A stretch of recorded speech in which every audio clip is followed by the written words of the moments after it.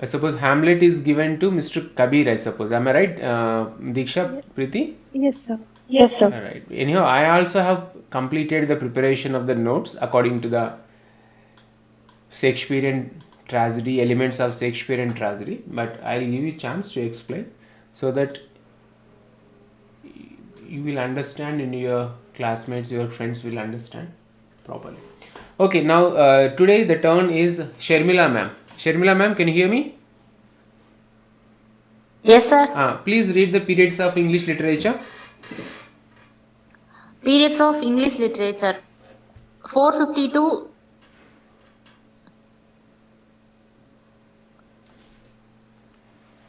Hello? Yes ma'am, continue. 450. 452 1066 Old English literature. 1066 to 1500 Middle English literature. 1500 to 1660. 1660. The Renaissance or early modern. 1558 to 1603 Elizabethan age. 1603 to 1625 Jacobean age. 1625 to 1649 Caroline age. 1649 to 1660 the Commonwealth period or Puritan Interregnum.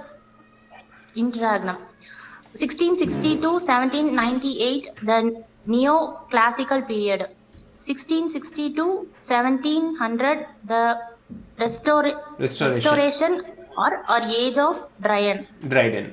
1700 to 1745 age of Pope or the Augustan age. 1745 to 1784 age of sensibility or age of Johnson. 1798 to 1832 the Romantic period or the age of Wordsworth. 1832 to 1901 the Victorian period. 1901 to 1914 the Edwardian period. Confused. 1914 modern period. 1910 to 1936 the Georgian period. 1945 postmodernism. Right, good. So I told you to by heart these things. Even in deep sleep also, if somebody wakes you up and asks you the periods of English literature, you should or you must be in a position to tell the exact period of that particular age. That is actually confidence building. Okay. So we discussed Old English period, Middle English period, Elizabethan period, starting and all those things. So let me revise very quickly. I suppose Kabir may not attend the class today or he may join late, and Deepthi ma'am is having fever, so she may also not attend the class. So let us continue without any delay.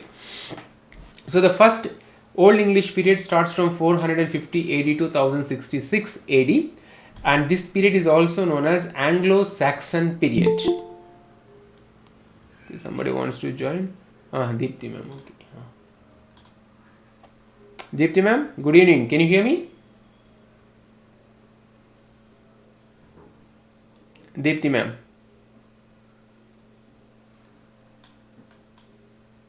Hello. Can you hear me, ma'am? Yes, sir. Right. Okay, ma'am. Let us. So I was telling 450 AD to 1066 AD Old English period or Anglo-Saxon period, because in those days the history says that it was ruled by the land of England was ruled by Jutes, Angles and Saxons, and there was always conflict between these Germanic tribes, and then one great person came and united, and he became the king of the West Saxons from 1871 to 1886, and his name is Alfred the Great. Like we have Alexander the Great who conquered the most parts of this world. He is the one who has conquered England in those days. So he is named as Alfred the Great, king of the West Saxons from 1871 to 1886, and also he is the king of Anglo-Saxons from 886 until his death in 899. So he is the first notable king in the Old English literature or Old English period. And then in 1066, William the Conqueror from France occupied the England, and he is also known as the William of Normandy, and is also known as William Duke of Normandy, and he occupied the England in the year 1066 or 1066 in the Battle of Hastings, and he became the King of England. Before him there was no prominent king in England. And the direct representation or the direct reflection of the history of those days is in the literature. In that literature, Old English literature, the English which was written or which was used in Old English literature was impossible to understand for us, because that is a totally old English and we can't even understand what was written in that English. And it was mostly written in Latin, or the Latin influences was great. And mostly the literature focuses on heroic ideals, wars, fights, Vikings travels, their hardships, their problems, all those things were written in those books, and they are based on oral storytelling translated from one community to another community, from one generation to another generation in form of oral telling. Later they have been printed and published. That is a source for us to understand those things. And they are chiefly written to please aristocracy, kings, queens and etc., because those were the people who are funding these literary figures like poets, literary figures. So they used to write all these things to please kings, queens and etc. And paganism and Christianity were the prominent religions in those days. There was a lot of religious clashes were going on. There was no established religion during those days.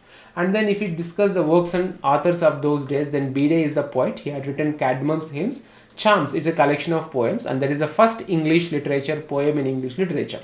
And there are two good books or famous books or popular books, or otherwise at least in examination point of view we have to remember. Those are Seafarer and the Wanderer. Those are the tales about the people, their problems during their voyage, or when they were exiled and when they were participating in war, and all those stories were written in the Seafarer and the Wanderer.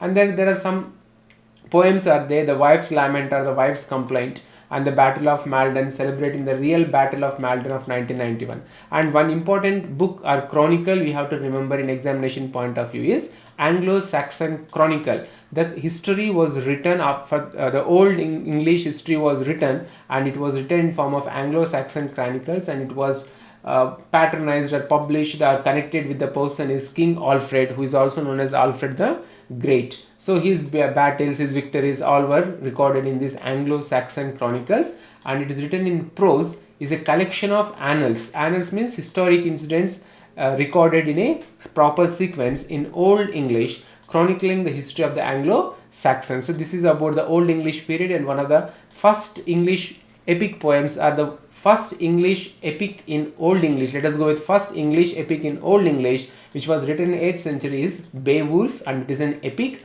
poem. But this is written in the Old English. And if you come to the latest or modern English literature, then the Paradise Lost is the only one epic which is found in the, or which is written in English literature. So this is about the Old English period. Now from 1066 to 1500, it is Middle English period. Whatever is written during that period, we comes under the Middle English period literature. And but the bifurcation and the division from the Old English literature to the Middle English literature is the year 1066, because the invasion of England by William the Conqueror, William of Normandy, or William Duke of Normandy, he conquered the England and he became the King of England. So as the people rule, the periods also changed. As the people are prominent, dominant, the ages also change. So it is about the history of those dominant people, strong people, reflects in the literature. Okay, so in 1066, invasion of England by William the Conqueror, and we have subdivided for our convenience the Middle English period into 3 divisions for our convenience. Then 1066 to 1350 is the Anglo-Norman period. Mostly, primarily it is ruled by Normans who are loosely close to the North Sea, and the feudalism was prominent and predominant in that age, and French literature influenced English literature, and that is the reason why the introduction of the romantic tales and love and adventure into the English literature. Otherwise they used to write about the kings, queens and all those things. And Black Death was a significant incident happened or event took place between 1346 to 1353, and church became dominant. As I told you, Catholic Church became dominant. Rome used to rule the entire world. They used to make others to follow their rules and regulations. Kings and queens were actually obedient, and they are used to follow the Roman culture, Catholic culture, and the church used to dominate the state. State means government and church means the religious people. They used to dominate the state. That means kings were also puppets in the hands of those people. Okay, and then during that period, the miracle plays, mystery plays and morality plays came. Deepti ma'am, you asked the question about the miracle and mystery and all these plays. I read in the English literature by William J. Long. These are the plays actually the starting of the drama. miracle plays, mystery plays and morality plays later on changed into drama. These were actually the stories. The main form of literature starts the oral storytelling. That means whenever we say anything to others in a narrative way, in some kind of a dramatic way, it is called generally a story. People are fascinated to listen to stories to avoid their boredom or routine life. So the storytelling was actually the first way of literature, first form of literature, oral. Then once storytelling started, what happened? People wanted some kind of difference. They want to have some kind of interest, and to generate interest, what these people they did, the stories have slowly translated into a small kind of action. That means instead of reading the plays, instead of listening to the plays, instead of reading the stories, instead of listening to the stories, people want to see action in front of their eyes. It would be more visually appealing and auditory also appealing. So what happened? Slowly the stories of Jesus Christ, the oral stories of Christ, oral stories of lives of saints, they slowly started into action. That means the stories, and then came the miracle plays, morality plays, mystery plays, and then came the drama. Drama is known as the Panchama Veda. So the miracle plays, mystery plays and morality plays, these are the sequence of plays, and finally it leads to drama.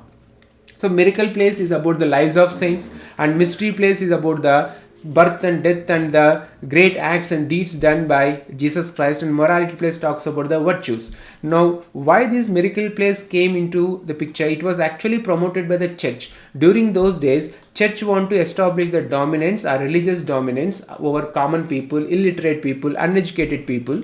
So they actually promoted this miracle plays. So church promoted the miracle plays in olden days so that they can promote their religion, and they can fool or they can make people to believe that the religion or the church or the God is the superior and kings are inferior. So that was the reason why the church promoted miracle plays. But what happened? The miracle plays earlier it was shown and enacted in the under the dominance, under the control of the church. But slowly when it entered into the normal stage, a real life of the people, common people also started change the themes of this miracle. So that's why church stopped, and then they took the mystery plays. So the mystery plays is about the life of Jesus Christ, the birth of Jesus Christ, and then the death of Jesus Christ and the resurrection of the Jesus Christ. So they used to portray, they used to enact these mystery plays in mobile wagons or mobile cars, and this mobile wagons has two stages, that means two stories. The first one is actually the small one where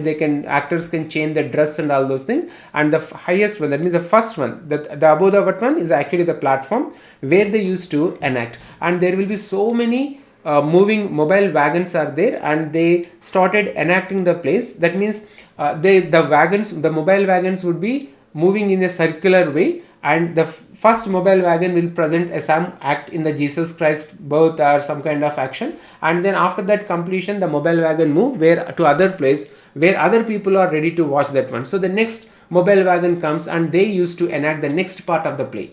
And in this mystery plays, evil is the central character, or evil spirit is the central character, which tries to joke and make fun of the audience who are watching, and it creates a kind of a comic sense. And when they are performing, that means to the mobile wagons, in one side there was a kind of a dragon face, it's a dragon face, where it was shown that the evil spirits comes out, and whoever doesn't believe, whoever doesn't follow the religious rituals and all those dogmas, they will be sucked inside that, and they will be thrown into the hell. So that was one of the ways the church established domination over common people, and they created fear among the common, uneducated and masses. So that was the reason why the mystery plays were also supported and promoted by church. And then comes the morality plays. Even the morality plays also, we have understood that like historical morality is there, allegory of ideas are there. So all these things were actually promoted by the church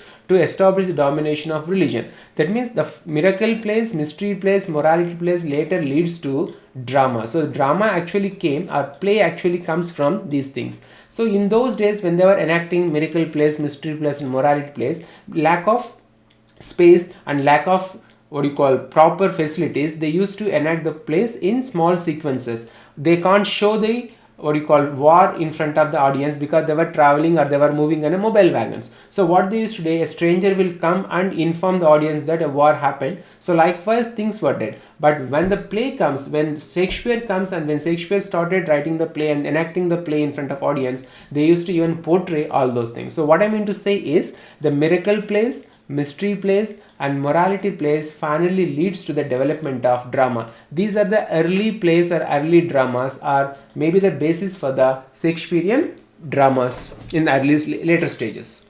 And then during this stage, English language become very simple. Hastings, Normans and Saxons were united, and the nationalist spirit developed, and they absorbed French and dropped Teutonic inflections.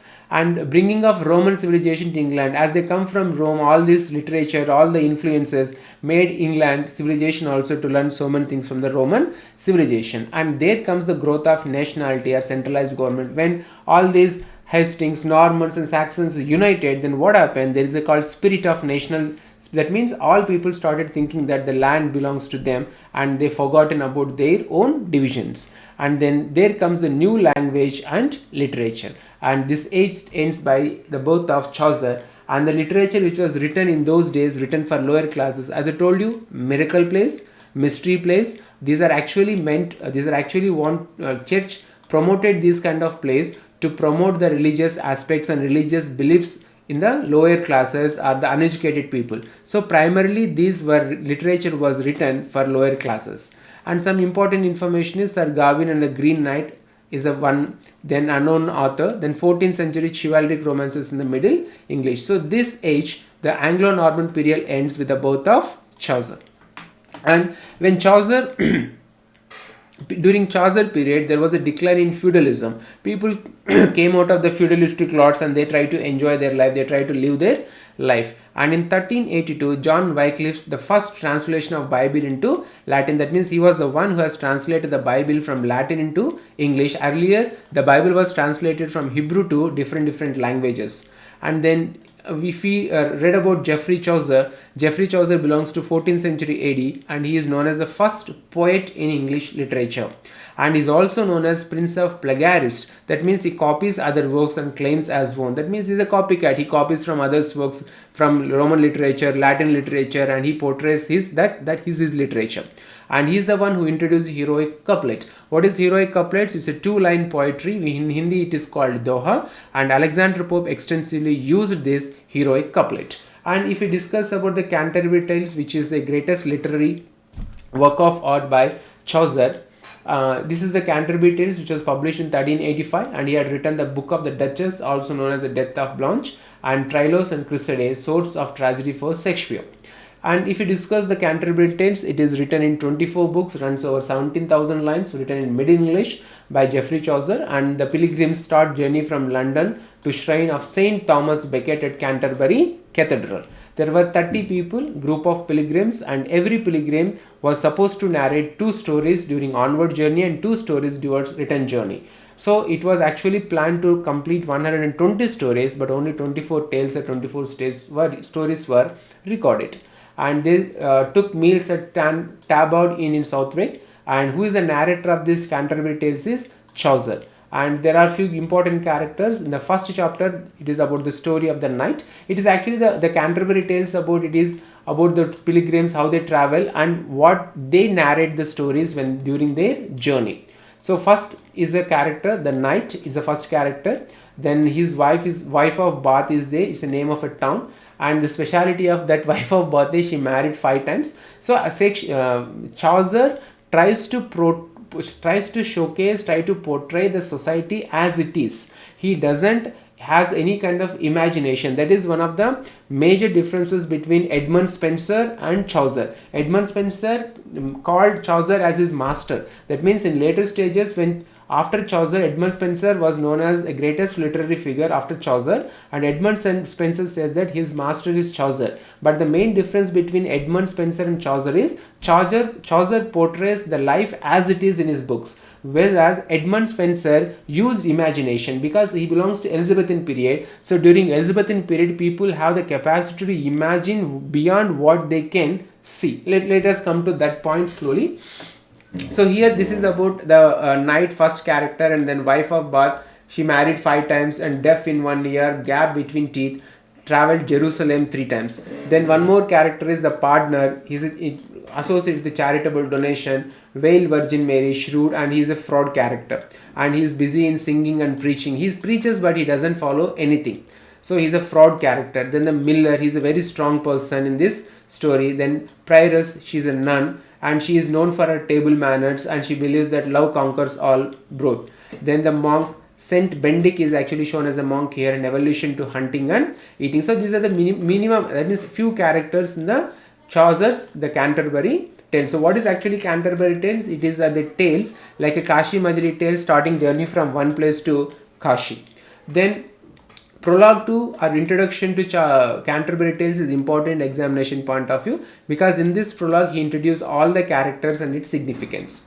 And few more contemporary writers of Chaucer, though they were not as popular as Chaucer. Those are Piers Plowman, written by William Longland. He is a contemporary of Chaucer. You may get examination point of view, you may get questions who are the contemporary poets of Chaucer. So William Longland is a contemporary poet of Chaucer and he has written Piers Plowman. Then John Gower has written Confessio Amarantis, and Thomas Morley has written Le Morte d'Arthur. This Le Morte d'Arthur was also written by Tennyson in a modern era. Then there are Scottish Chaucerians are there from Scotland who imitated Chaucer. So they are called Scottish Chaucerians, and they are King James I of Scotland, Robert Henderson, William Dunbar and Gavin Douglas. After this, after Chaucer, before Chaucer, after Chaucer, there was no great literature, there was no great literary works. So before Chaucer was also, we can't know anybody who is as great as Chaucer. And after Chaucer's death, there was more than 150 years no great literature was produced, because they were trying to imitate Chaucer only until Shakespeare came. Until Edmund Spenser came, Shakespeare came, nobody was there to produce the equivalent literary work of art compared to Chaucer. So that's why 1400 to 1550 it is called as revival of learning, or it is also known as the transition period. People were trying to understand what to be written, how to write, what to portray in the literature, what to show to the audience. So there was confusion. So it's called transition period. So this is about the Middle English period, starting from the Anglo-Norman period to the age of Chaucer, and then the revival of learning. So this is about Old English period. Then we come to 1500 to 1660, the Renaissance or early modern.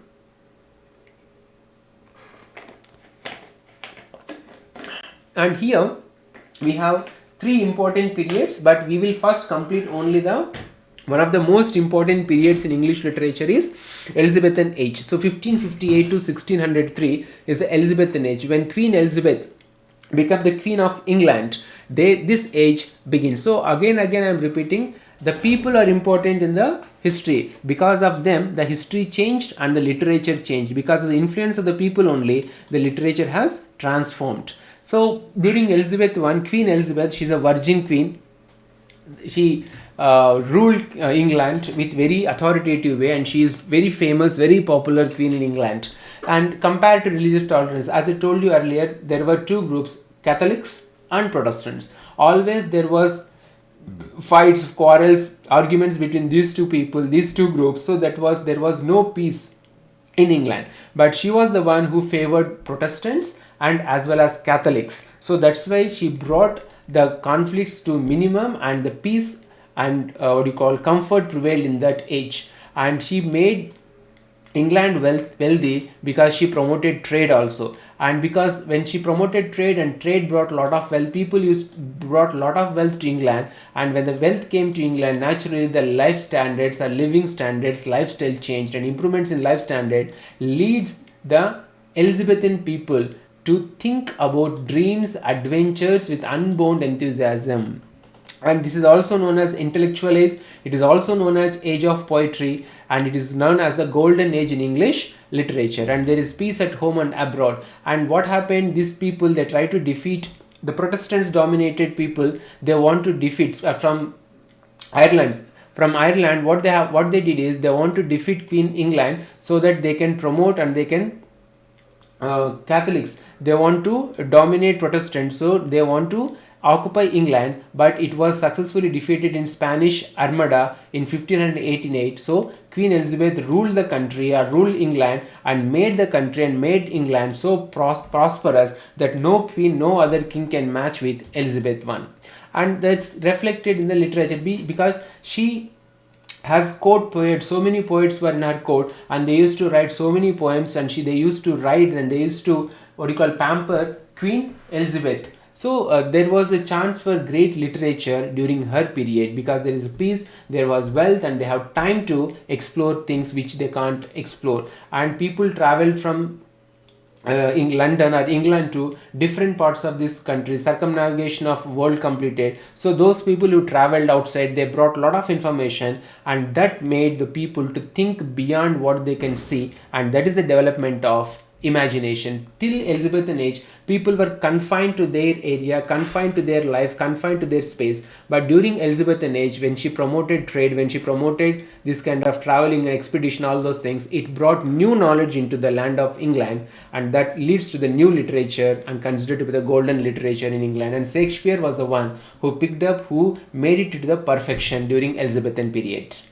And then in Elizabethan period, that if we come to the literature part, Edmund Spenser is considered to be the one of the famous poets after Chaucer. He considers Chaucer as his master, but he never imitated Chaucer. Chaucer is a realistic man. He portrays the life as it is, whereas Edmund Spenser has imagination and used his imagination to portray things in his life. He can see things beyond his eye can see. And Edmund Spenser, the very famous and popular book is The Fairies Queen, written in Spenserian stanza, and he is known as poet's poet, called by Charles Lamb. And even the child of Renaissance Reformation is also called by Charles Lamb to Edmund Spenser. And if we discuss the Fairy Queen, actually after England defeated the Ireland, Edmund Spenser was given a house Desmond, I suppose, house in that Ireland, and he used to stay there, and he used to he became secretary to the Ireland some noble. And then what he did is he was having a lot of time and good nature available. Good nature was found in his place, so he planned to write 24 books. He could complete few books. Then what happened? The Ireland rebels revolted, and they attacked Spenser's home, and barely he could escape from the place. So after Edmund Spenser escaped, those rebels burnt the entire home, and in that home Chaucer's unfinished books, maybe 7th, 8th and 9th books, were also burnt. Because of that, Edmund Spenser broke, and he was dead once he returned to England. So this is about the brief story about the Fairies Queen background information. And if we discuss, it was in fact actually planned 24 books: Adventure and Triumph of a Knight, Virtues, allegorical in nature, but he could complete only books. If he had lived, and if the Ireland has not become a problem for him, he could have completed the remaining books. And the characters mentioned in his books are holiness, temperance, chastity, friendship, justice and courtesy. So Red Cross Knight Sydney is represented, and its holiness, and he is found in book 1. And then Lady Una is this lady, religious character, and Knight's lady, she is also in book 1. Then second one is Sir Guyon, temperance, in book 2. And Britmos, who is Elizabeth. Actually there is one more Elizabeth in Edmund Spenser's life, whom he fell in love and married later on, and he had written some amorotas and songs he had written for that Elizabeth. But the Elizabeth which we discussed in Fairy Queen is the Queen Elizabeth of England. And then Britmotos is Elizabeth. She represents the chastity, and she is found in the book 3. And then Campbell and Tremont as friendship, and book 4. Then Sir Artigal is about justice, and it found in book 5. Then Sir Caldior, courtesy, and book 6. And Edmund Spenser has written Shepherd's Calendar. It is about 12 pastoral poems, one for each month. See, actually what is this Shepherd's Calendar and this pastoral poem means? It is about the rural life. How beautiful the rural life, how beautiful the life in the rural life, without tensions, without problems, or with less problems and with less needs. People used to live very happily. So that was actually portrayed in this poem, Shepherd's Calendar. Shepherd's Calendar is very important in English literature, other than Fairies Queen by Edmund Spenser. Then Thomas Sackville has written The Mirror for Magistrate, and Sir Philip Sidney. Actually Philip Sidney was more a diplomat or a political figure than a literary figure. After Philip Sidney's death only, this Arcadia was published in English. So this is about the Old English period, Middle English period, and about the Elizabethan age. Then later we discussed Shakespeare. Shakespeare is considered to be the greatest playwright, and he is I can say he is the greatest figure, literary figure in English literature. Chaucer was there, Edmund Spenser was there, but Edmund Spenser was considered to be the poet, but Shakespeare has all forms of literature. He was considered as a great poet, he was considered as a great playwright, he was considered as a actor. So Shakespeare is a kind of amalgamation of the Elizabethan age and Elizabethan spirit. But there was a controversy still today that Shakespeare is actually a village boy, a countryside boy. He has no great education, but still he could understand the human psyche, and he could portray human psyche in a very spectacular way, and he made his literature world famous and world popular. So if we talk about Shakespeare's life, it is equally important to Shakespeare writings. If you want to understand the Shakespeare writings, you have to understand Shakespeare's life. As a boy from a rural area, how he could understand the virtues, the vice, the weakness, the greatness of a human character, and how he could show that spirit exactly in the Elizabethan dramas. If you have any questions, you can ask me, otherwise I'll take just 2-3 minutes break. Any questions up to here?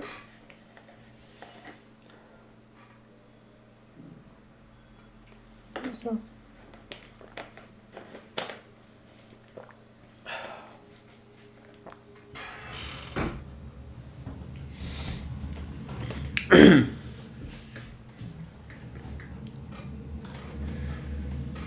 Diksha, Deepthi ma'am, Sharmila ma'am, Preeti ma'am, Dania ma'am, any questions?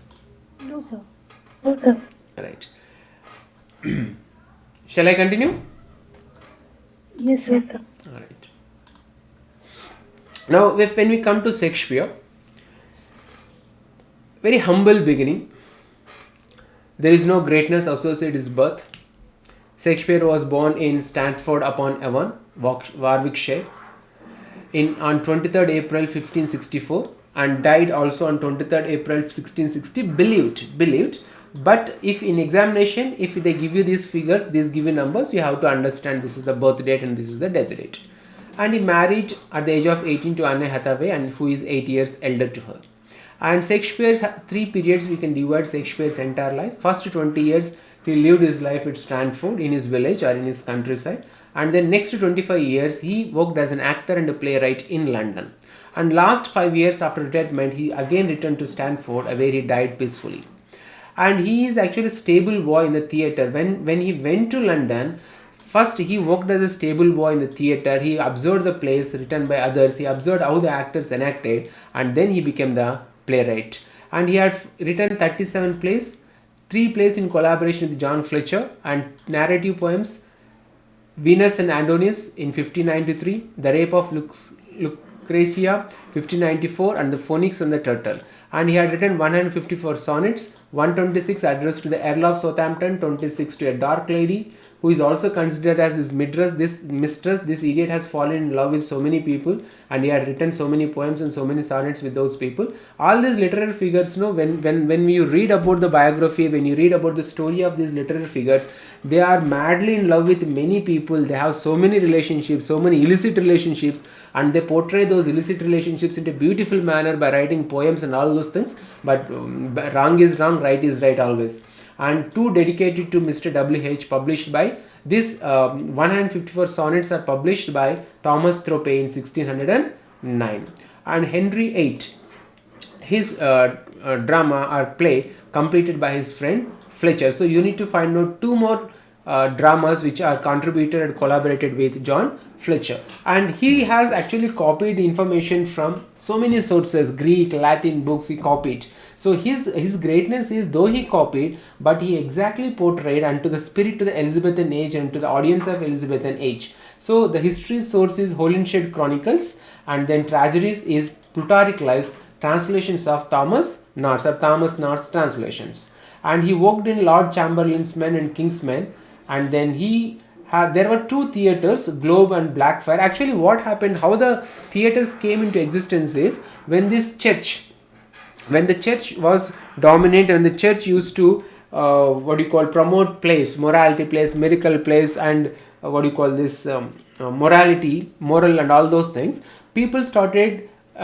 people wanted to watch, and they can't change the theme of the moral plays, they can't change the theme of the morality plays, miracle plays, because it is about already there. So they can't change Jesus to some other person, they can't change the story of the Jesus. So audience like something variety, something new, so they want something new, but the church didn't allow them to change any subject topic in those plays. So what happened, first these plays were enacted inside the church and then came into churchyard or courtyard. Then what happened, some people, commoners, wanted to enact those plays into the local places, but the government was not given any permission to enact others to enact plays of these Jesus Christ miracles and morality plays. So but in 1 year, I suppose, I didn't remember the name, but government passed a bill where a company got rights, or company got opportunity to show these plays outside the church. So when they want to show the plays outside the church, they wanted to build a place, build something where they can show this kind of plays, and they built first place to showcase or to enact or to perform a play, and the name of that place is theatre. So the theatre came in this form, and the Globe and the Blackfriars theatres are famous in the Elizabethan age. And Globe got fired. Shakespeare was associated with the Globe, and Globe got fired when they were enacting, when they were performing Henry VIII. They shot a cannon and it completely burned the entire Globe. When Globe got fired and Shakespeare has no work, then he resided back to his poetry. And then John Hemmings and Henry Condell, they have published the first folio of Shakespeare plays in 1623. So out of 37 plays, only 36 plays are included here. One play was not included in the first folio of Shakespeare's plays. That is the Pericles, or Prince of Tyre, which is not included. But according to, if I could remember properly, there were only 26 plays were available for print when they wanted to publish. But later on, they searched and they found all the remaining plays, and they made 36 plays into this first folio of Shakespeare, and it was published by John Hemingway and Henry Condell in 1623. And then there are few contemporary poets they are called University, which one of them is Green. He said, "Green groats worth of wheat and abstract pro beautified without feathers" about Shakespeare. And George Sainsbury was the one who called a group of people as University. University, which means they are educated from Cambridge University or Oxford University, highly educated people, university graduates or postgraduates, you can call them scholars, and they used to write tragedy, but they used to write the drama or the plays, but their plays were not as popular as Shakespeare, because Shakespeare, he hits bullseye, whereas these university wits, they used to practice the classical drama tradition. Shakespearean drama is different from classical drama. Shakespearean tragedy is different from the classical tragedy. So classical drama, that means they used to follow the classical tradition by the Aristotle and all those people who followed. So that is maybe the one of the reasons why they are not as popular as Shakespeare. Shakespeare understood the pulse of the audience of Elizabethan age, and he converted, and sometimes he has not obeyed the rules of the classical drama or tragedy, and he changed that one, introducing comic relief into the play, and he made the play more attractive, and audience used to rush to watch his plays than the university wits plays. So who are those university wits? We have these kind of university wits here. From Cambridge, we have Christopher Marlowe. Of course, Christopher Marlowe is a very great playwright, but in comparison with Shakespeare, he is far below. Then Robert Greene, then Thomas Nashe. These three are from Cambridge. In exam, they may ask question who are from Cambridge, who are from Oxford. Then from Oxford, John Lill, Thomas Lodge, Rosalind is the Rosalind's Mardial. Inspiration for As You Like It. Rosalind is actually central character in As You Like It. Then George Peele. One more person who is also considered as a university wit sometimes, that is Thomas Kidd, who is not educated like other people from Oxford and Cambridge, and he had written the Spanish tragedy Hieronyma is Mad Again. It's a source for Hamlet, Shakespeare's Hamlet. And there are few important information associated with Shakespeare. Tales of Shakespeare is written by Charles Lamb, and it is meant for children, comic book. And A.C. Bradley had written the Shakespearean tragedy, and John Ruskin said that Shakespeare has no heroes, he has only heroines, because in all his comedies, heroines turns into heroes and they control the play. Even in Macbeth also, you can see Lady Macbeth controls the play. Lady Macbeth influences Macbeth to kill the king. And then Ben Jonson says that the Swedes fan of Avon, about Shakespeare. Then Samuel Johnson has written preface to Shakespeare, and Tempest is the last play of Shakespeare. Then Shakespeare wrote these plays in blank verse. He liked blank verse. What is blank verse? Where there is no rhyme, but if there is meter, that is called blank verse. If there is rhyme, there is no meter, then it is called free verse. Then he has Titans Andronicus is the play which is written in the collaboration of Marlowe and Greenpeele. When I check this one, it is coming about George Peele only, not Marlowe. It is about George Peele, who contributed to complete the Titans Andronicus. George Peele is one of the university wits. Then the plots he has taken from translation of Greek, Roman and other European stories. And he did first job as a holding horses in Visitors is a stable boy. And Julius Caesar is the transition page. It is about the history. Actually, Julius Caesar is the history 44th century and about a Roman king when the Rome was ruled by democracy, and when he became when he announced himself as the lifetime dictator till his death, then the play actually begins. Though he is a historical figure. Then if we discuss one of the university wits, Christopher Marlowe, he created anti-hero. That means he is an adventurous hero. Anti-hero doesn't mean the villain, negative person. He created anti-hero. He is an adventurous hero. So the adventurous hero and anti-hero, for example, like old films are there, no, Bajigar. In those films, what the hero does, Shah Rukh Khan, he is an anti-hero. He is not a negative hero. He is an anti-hero. Even like movies in Doom 1, 2, 3, all those heroes, they are anti-heroes. They are not villains. And of course, beautiful heroines were given to these anti-heroes than those good heroes. So created anti-hero. Christopher Marlowe created the anti-hero. Anti-hero means is an adventurous hero and is considered as the leader of university wits. And he had written the Jew of Malta, Edward II, Tamburlaine. I read these stories of all these three. If you also read, so that at least you will understand what is the content, what is the storyline of these things. Jew of Malta, Edward II, Tamburlaine. Okay, it's a play. Then Dr. Faustus, of course, is a very famous book written by Christopher Marlowe. And then Ben Jonson said, like Marlowe's mighty line, it is about the blank verse of Marlowe. He is the one who introduced that one. And Ben Jonson said that he knew little Latin and less Greek, and he is not of any age, but for all the time. So Ben Jonson is a very close friend of Shakespeare. So this is about the university wits. University wits are also written so many tragedies, so many comedies. They also written so many plays. But what they did is they followed the classical drama. What is classical drama? They have this kind of unity of space and unity of time. Like there are few aspects are there. Unity of time must be there. Unity of action must be there. Unity of space must be there. That means when they use all these techniques, they can't experiment with the stage. For example, if you take unity of place, that means the action should be done on one single place. So what happens when you follow unity of place? If for example, if they want to show that a boy turned into a man and some fight, and in fight he died, so how can they change the person from a boy to man? They can't change the stage. So that is the main drawback in the classical drama, whereas Shakespeare has taken liberty and he has not followed that kind of a classical tradition of drama, and that is the reason why, might be the reason why Shakespeare has become so famous. He has completely changed the rules of drama. He used, if you see the acts in Shakespearean's drama, he will begin somewhere, he will take us to somewhere, and he will end the drama in other place. So that is the reason why Shakespeare has become so great compared to the people who used classical drama or the techniques of classical drama.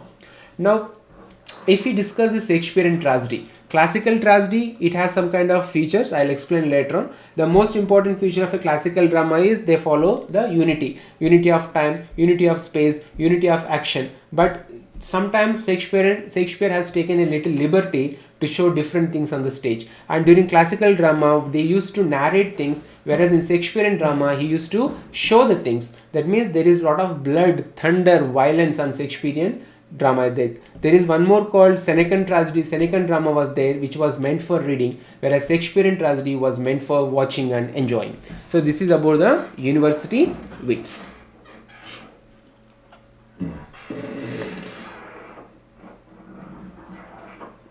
Any questions? Right. Now let us go with the Shakespearean tragedy features. After this, I suppose I'll ask one of you to explain the story. taking these things as your, what do you call, that means you have to explain according to this points only, not like a story. Of course you can explain, there is no problem if you explain the story of the entire play, but you should explain what is the who is the noble birth, or who is the noble character in that particular play, and who is the tragic hero. So let me explain briefly. Shakespearean tragedy has these features.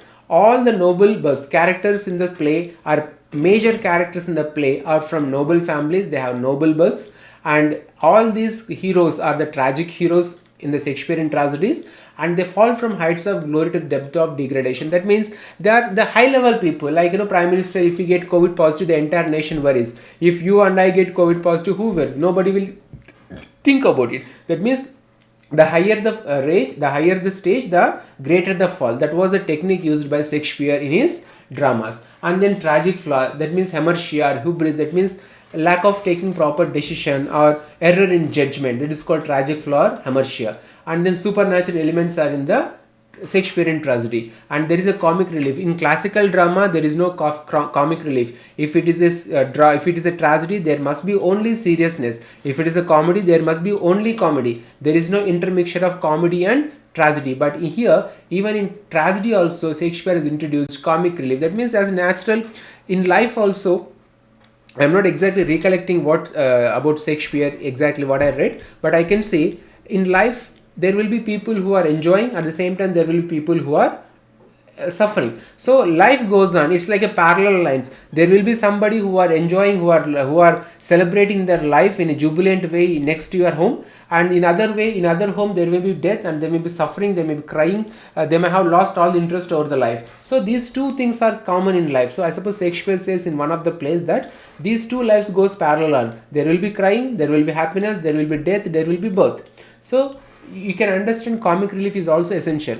But how come Shakespeare understood this point is surprise, because others believe that if there is tragedy, there must be only tragedy to be shown. If it is comedy, only comedy to be shown. But that doesn't have that is not the way of life. There will be comedy in our life, there will be tragedy in our life, there will be happiness in our life, there will be sorrow in our life. Simultaneously, those things. Morning you will have a pleasant morning. When you go to school, your principal says some work and you will get upset, and some parents will come and disturb you. You come back home, and suddenly when you saw your mother or father or somebody at home who offers a cup of tea when you return from school, then you feel happy. So the mood changes, the life changes, and everything goes hand in hand. So this was the point exactly understood by Shakespeare, and he portrayed comic relief also in tragedy. And then all the tragic heroes generate sympathy among the audience. Nobody hates Hamlet, nobody hates Macbeth, though they have committed mistakes. And then there are number of soliloquies used in Shakespeare's tragedy. And there is one more point which I forgotten to enter here. There is always a conflict within and without.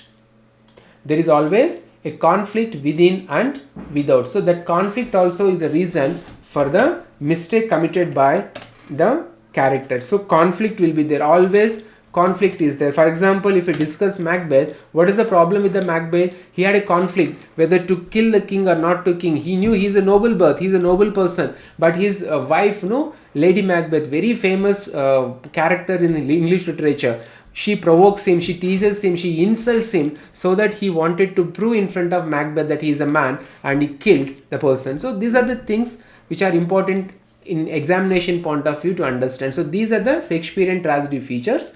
Now I suppose Diksha is present and Preeti is present, so they will explain the two plays. For Diksha, I suppose it is Macbeth, and for Preeti it is Julius Caesar. Am I right? Yes, sir. You will explain based on these characteristic features of a Shakespearean tragedy. Of course, I too have written and I too have made it available for you, but let me see how will you explain. So Hamlet, Kabir is not present, so I will explain Hamlet, and afterwards Diksha will start, then Preeti will continue. Okay, sir. Now see, the story I already explained. You can read the story and you can understand. Now this is the way I have actually made, and these things are important in examination point of view. It may be bits of information, but these may get in examination exactly, because Nobody will ask you the story of Hamlet. Nobody will ask you a summary of Hamlet. They may ask you the relationship of the characters or the dialogue spoken of the characters, or what are the actual important information in examination point of view. That I am going to discuss. 5 minutes only will complete. So if you apply the Shakespearean tragedy features to Hamlet, noble birth. So Hamlet is Prince of Denmark. He is not a commoner. He is not a middle class person. He is not a low class person. He is the Prince of Denmark who can become the King of Denmark. And when this noble birth, when he has problem, the entire nation can understand. The people who watch the play can easily relate because he is a noble figure. Then who is a tragic hero? Hamlet is a tragic hero. What is the reason why he became a tragic hero? See, he has problem in his life. Until he saw the father ghost, he was very happy. But the moment he came in contact with father ghost, the problem started, and it made him to become a tragic hero, because when he come to know the entire story about his father's death and how his mother married the person who killed his father, he became a tragic hero. He wanted to live an ambitious life, but he couldn't live an ambitious life. He had fallen from the heights of glory to the depths of gradation. Means, see, it's simple. In the beginning of the play, the character is very well established, very noble, very chivalric, very confident. But slowly as the play progress, audience can easily understand and witness the degradation in the character of the Hamlet. He became like a mad person in the middle of the play. So that is the fall of the character. It is not about the only Hamlet. Even in other tragic heroes also, the character falls from the noble stage to a commoner and to less than a common person. Nobody, even a common person also, if they were in the place of Hamlet, they would have easily killed Claudius, who had killed his father. But he is a tragic hero. So these are things you have to explain when you get a chance to explain. And heights of glory to depth of gradation fall into insanity. He was very well confident, everything was there, and he was in love with Ophelia, everything was going well. The moment he came in contact with the father ghost, he had fallen eventually into insanity, become mad. And then tragic flaw. What is the tragic flaw? Hamartia or hubris. In Hamlet, it is irresoluteness or procrastination. He got ample opportunities to kill Claudius. He got ample opportunities to decide that his father ghost is not actually evil spirit, it is his own father's ghost, or his father only came and informed him, but he couldn't trust. He postponed things. He was not decisive. He couldn't take decisions. So that was the reason why he became the tragic flaw in his character is irresoluteness or procrastination. And what is the conflict here?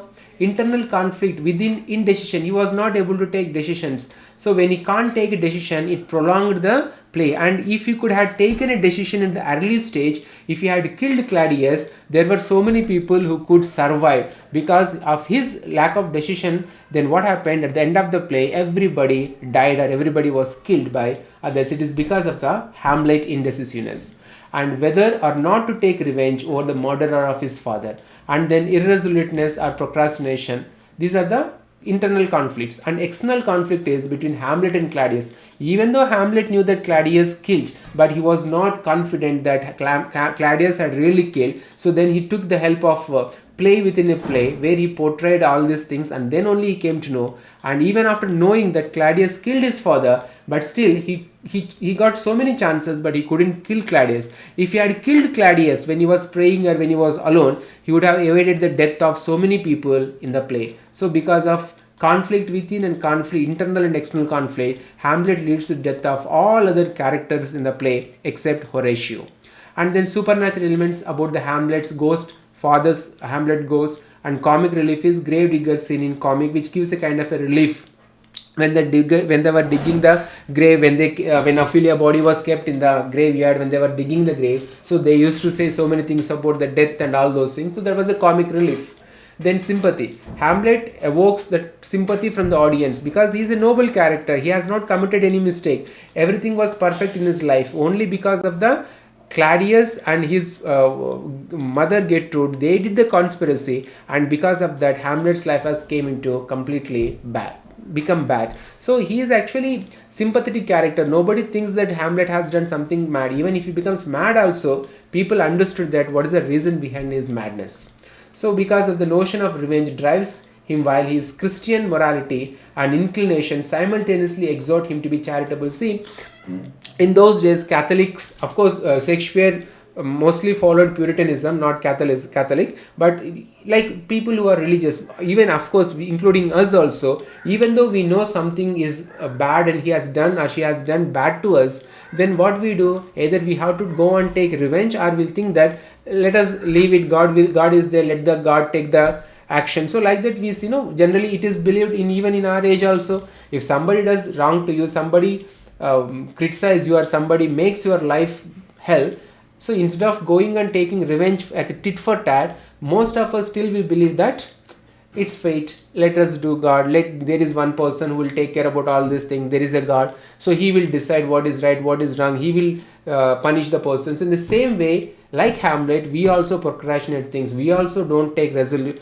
decisions, and that is the reason why even our life also becomes sometimes very bad and out of our control, like Hamlet. That's why I said in one of the classes, everybody is a Hamlet. Do you all take decisions in the split second? We don't take. We take a lot of time to take decisions, and that is one of the reasons why we waste a lot of life and a lot of time in our life. So that is about sympathy and tragic hero. And there will be so many soliloquies used in Hamlet. Now the extra information according to examination point of view I have written here. You can go through this. When Father Ghost came and told about his death and how Claudius killed him, then Hamlet wanted to confirm it, whether it is real or not, because in those days evil spirits are not associated with the good things, they were associated with the bad things. That means evil spirits try to provoke humans to commit mistakes. So Hamlet wanted to know whether it is really Claudius or not. So what he did, he made a plan, and he made the king, he invited the king and queen to watch a play. So he says to Horatio, the play is the thing wherein I will catch the conscience of the king. So who is the king here? Is the Claudius. So he invited the queen Gertrude and Claudius to watch this play. So this is called play in the play. This is the technique used by Shakespeare, the play in the play. So what is the play in the play in Hamlet? Is the murder of Gonjago, or the mousetrap. It is in Act 2, Scene 2, and these are the characters in the murder of Gonjago, and these are the original characters. So Gonjago is a duplicate king. Actually, he is the senior Hamlet in the original play. Then Baptista is the wife in the mousetrap, and who is actually the Gertrude, and Lucinus is the uncle who is actually the Claudius. So what actually Hamlet did when he invited, Claudius came, Gertrude came, all they were sitting and watching, and Hamlet sat near Ophelia, not near Gertrude, so that he can observe the reflections or the reactions of the Claudius and all. So when Ganjoga was when Lucianus in the play, the murder of Ganjogo, pour the poison into the ears. Actually the play started after something, and after that only they came into the original real act. So what's actually happened here is Gonjago and Baptista were discussing, like Gonjago said even after his death also Baptista should not marry, she should remain as a widow. After Gonjago left, Baptista and Lucianus both them met each other, and after that what happened, this Lucianus uncle, when Gonjago was sleeping, he poured the poison into the ears of the Gonjago. That means the same way Claudius killed the senior Hamlet. But after watching this, Claudius asked to switch on the lights, and he moves away. He goes away from the place. By that he goes away from the site or from the stage. By this Hamlet confirmed that Claudius is the one who killed his senior Hamlet, or his father. And then he wanted to take revenge, but still his Christian morality, as I told you, God is there, he will take care about all those things, the punishment will be done by God, all those things made him to postpone his decision and procrastinate things, which leads to the death of all the characters in this play. And then there are few important sentences are there which may be examination point of view important. He says to Ophelia, I loved Ophelia, 40,000 brothers could not with all their quantity of love make up my sum. It's a hyperbole or overstatement used by Hamlet. And then Polonius says to Letterus some important sentences when he sent letters to for studies to France. So So he says, neither a borrower nor a lender be, for loan doth oft lose both itself and friend, and borrowing dulls the edge of husbandry. So never borrow a loan or never lend money. If you borrow money, if you lend money to somebody, then what will happen? Either you lose money or you will lose the friendship. And then be aware of a contest, and every man, give every man thigh ear but few thigh words. Listen to everybody, but you have to follow your own heart, and you have to speak to a few people. So this is about the Shakespearean tragedy, the features of Shakespearean tragedy applied to the Hamlet play.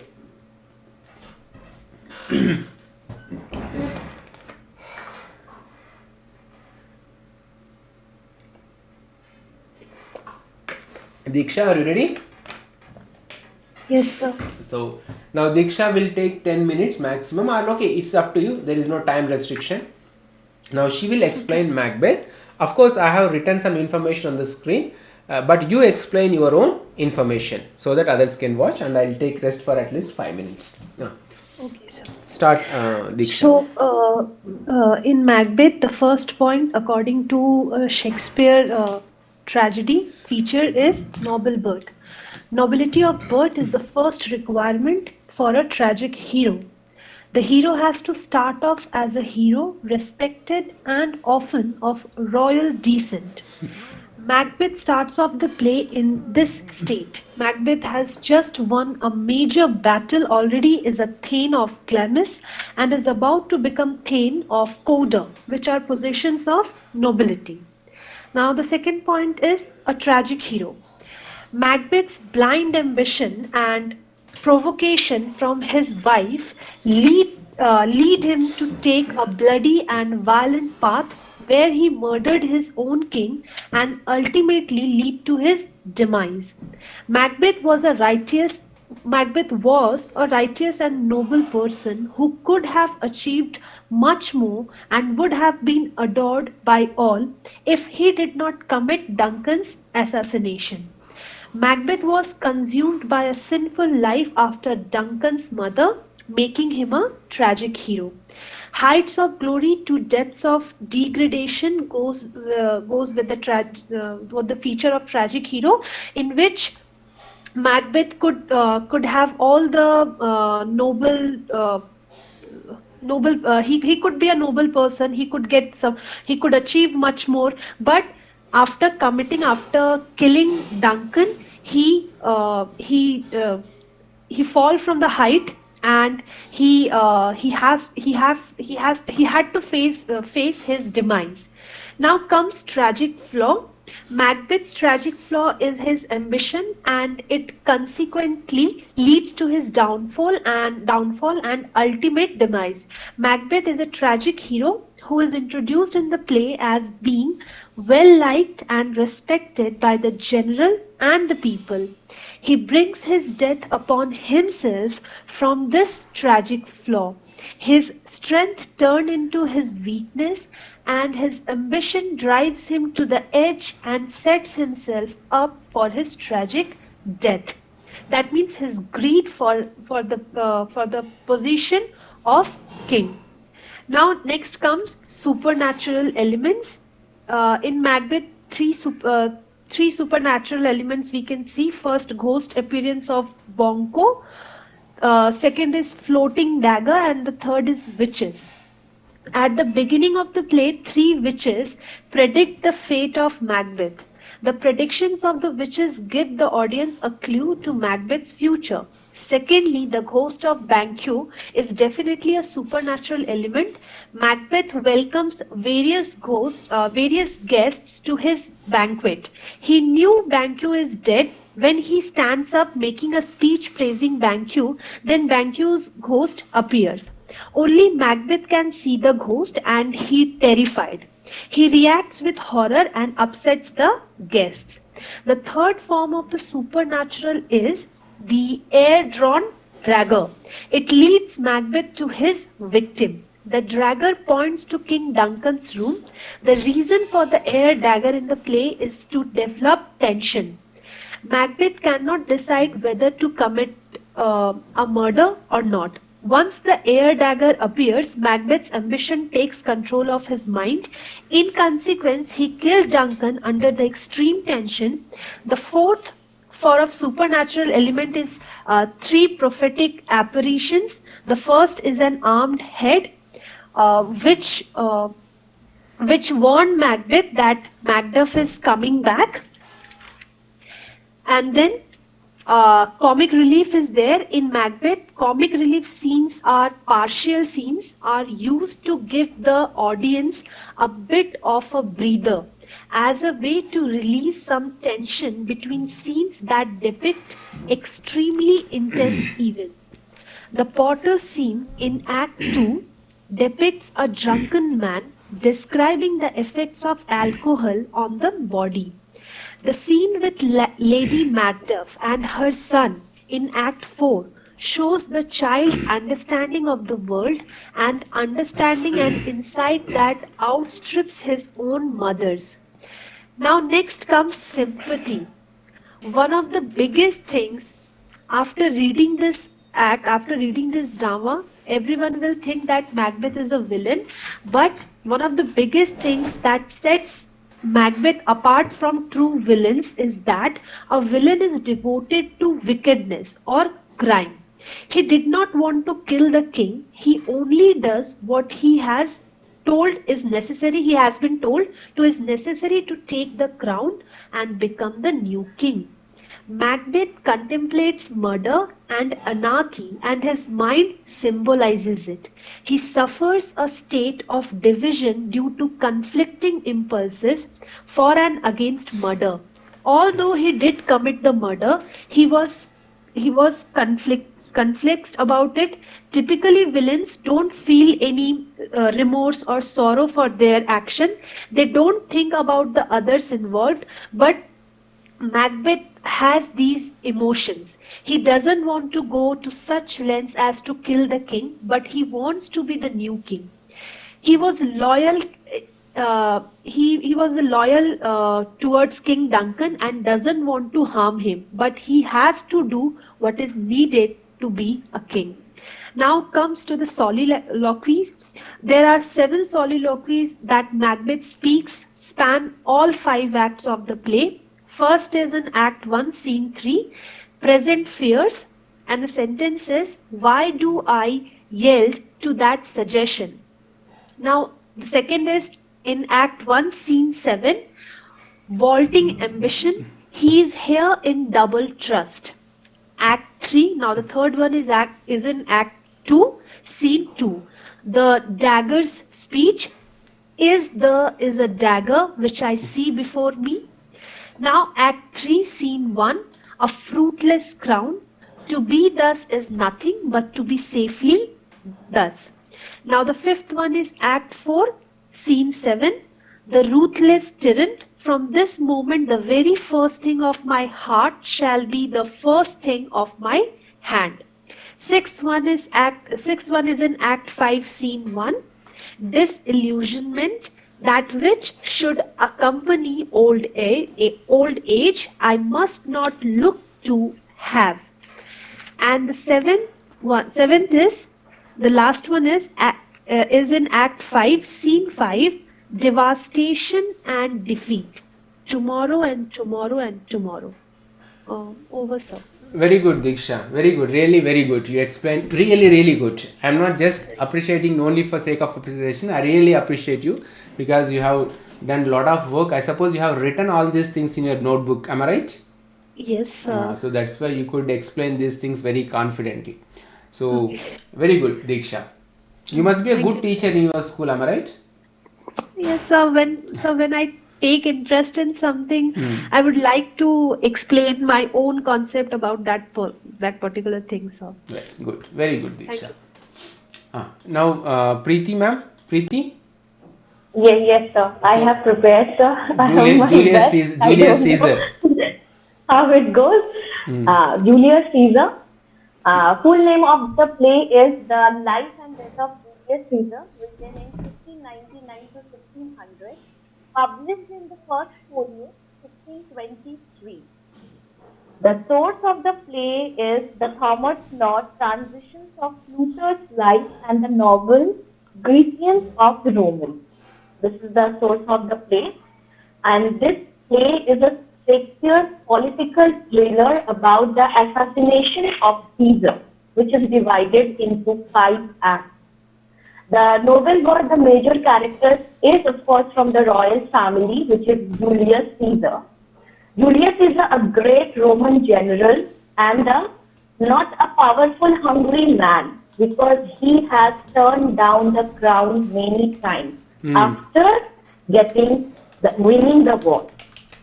Next, the very important character conflict to the Julius Caesar is Cassius, is a talented general, a conspirator who killed king, provoked Brutus for murder Julius Caesar. Brutus is the tragic hero of the play, who is loyal to the state, best friend of the Caesar, but unfortunately, with the provocation of the Cassius, he joined in the conspiracy among Caesar. Casca is a public figure who opposed Caesar in a ruler and helped the Cassius also. Other characters are Antony, Portia, and Octavius, who is the adopted son of Julius Caesar. Heights of glory to depth and degradation. The main dispositions of the play is actually the overconfidence of the Julius Caesar and the arrogant behavior.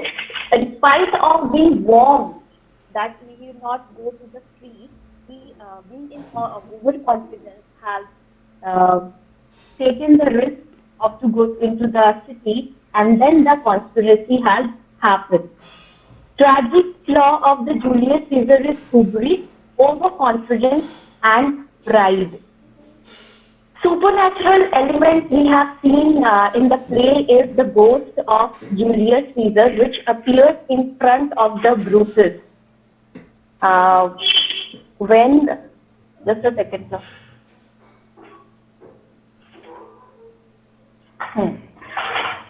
Julius Caesar gives a definite shape and intensifies some elements always present in the mind of Brutus.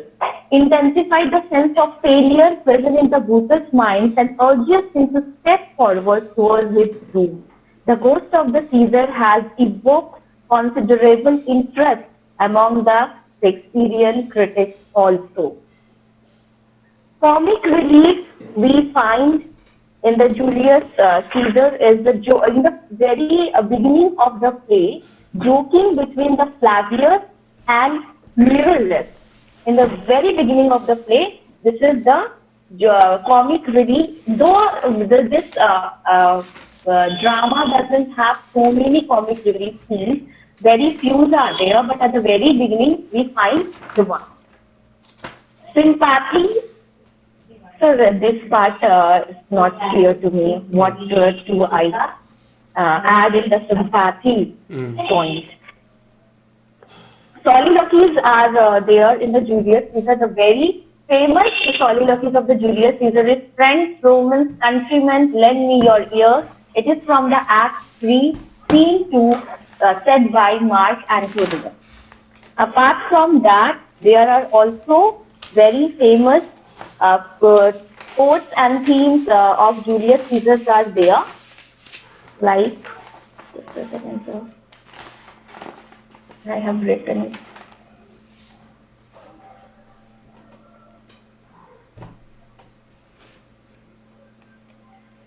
Cowardice die many times before their death. This is a very important quote from the Julius Caesar, which appears in the Act 4, Scene 2. Then the next soliloquy is a very famous line from the Evil that men do live after them. And the fourth soliloquy from the Julius Caesar is "The good is off in thread with their bones." And the next one is "So let it be with Caesar." And the last one is "Have told you Caesar was ambitious." These are the soliloquies from the play. Historical figure is this drama comes in the 44 BC to 42 BC, between before Christian era. Actually, it is a true event taken from the history of Julius Caesar, which Shakespeare has converted into a tragedy. That's it, sir. Correct. Very good, Preeti. You have explained all information without any confusion. See, only one thing is sympathy, whether it is that who is the tragic hero in Julius Caesar? Is it Julius Caesar or Brutus? I think that it is Brutus. So even after killing Julius Caesar also, we sympathize with the character of Brutus, because Brutus doesn't kill Julius Caesar in an animosity. He killed Julius Caesar in support of democracy. He has been motivated or he has been provoked by other conspirators, but Brutus doesn't have any kind of animosity against Julius Caesar. Because when Julius Caesar was declared as the leader for lifetime, they were all having a problem, because Romans, they are fans of liberty. So for them, king is a dictator or a tyrant. So they want to establish democracy, because they want to establish democracy, and Julius Caesar may become threat for democracy. That is the reason why Brutus killed Julius Caesar, or Brutus became part of the conspirators to kill Julius Caesar. So when audience watch Brutus, they don't find any kind of villainism in Brutus, because Brutus doesn't have any kind of personal problem or personal any kind of personal rivalry with Julius Caesar. He killed Julius Caesar only for the benefit of the people, for the benefit of the democracy, or for the benefit of the state. It's because Romans love democracy, they want liberty, they are the fans of liberty. So that is the reason why Brutus killed Julius Caesar. Otherwise there is no problem with Julius Caesar. So that is the reason why Brutus' character evokes sympathy among audience. So sympathy comes to Brutus. Okay, any more confusion? Okay, sir, I have noted it down. Alright. Okay, so Preeti and Diksha both have well prepared and explained. See, once you explain, you need to study and analyze, and you have to refer at least 2-3 books to come with exact information. So that is the benefit of explaining things to other. It is 7:20, but I don't want to take a break. Shall we continue the class so that we can finish the remaining part today? Yes, sir. Yes, sir. Yes, sir. And tomorrow we don't have school. That means like tomorrow, let me take a break. we had weekend curfew, so tomorrow we need not to go to school. We can conduct classes online from home. So that's why there is a relaxation, so that I can take without any break, because of having the feeling tomorrow I can stay home and need not to travel to school. What about you in your place? Is there a weekend curfew in your place? Sir, in my school, there is no class or there is no school on Saturdays, sir. Okay. What about you, Diksha? Sir, Preeti, yes, sir, I have Preeti. classes. Full-day classes we have on Saturdays. Okay. Sharmila ma'am, Deepti ma'am? I'm not working, sir. But what about curfew in your place? I don't know, sir. No weekend curfew? I don't know, sir. You don't know. Deepti ma'am? I don't know.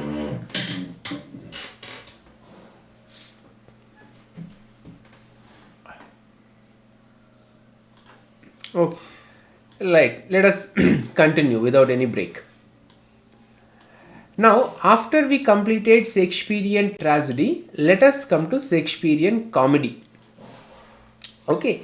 So, comedy is as natural as tragedy in Yes, it. sir. Deepti ma'am. Weekend curfew is there? Yes, sir. Weekend curfew is here. Right. Yes, sir. Okay, ma'am. How is your health? Are you fine now? Okay. So, if we try to understand the Shakespearean comedy, it comes natural. Okay. And Shakespearean tragedy and Shakespearean comedy, if you compare, there are so many different characteristics for Shakespearean tragedy and Shakespearean comedy. So let us understand what are the main features of Shakespearean comedy, and I try to give some examples. You can also contribute those examples. So today we'll discuss the Shakespearean comedy in this part of the class, and then we'll discuss Tempest and As You Like It. You may not need not to explain these things. I will only explain the next class, but this is for your reference so that you can at least come prepared and you can hear for the next class. Still we are in Elizabethan age only, but I am not following the period. I am just completing Shakespeare. Once we complete Shakespeare, then again we will go to different place, different type of topics. Okay, so let me explain the Shakespearean comedy. Shakespeare, see, it's a general understanding. Tragedy can be written, tragedy can be connected or related to audience, not as difficult. But for comedy it is difficult. To generate comedy and to connect that particular comedy to the audience is very difficult. But Shakespeare has mastered in that, and he made his comedy as successful as his tragedy and historical plays. So let us see what are the Shakespearean comedy features.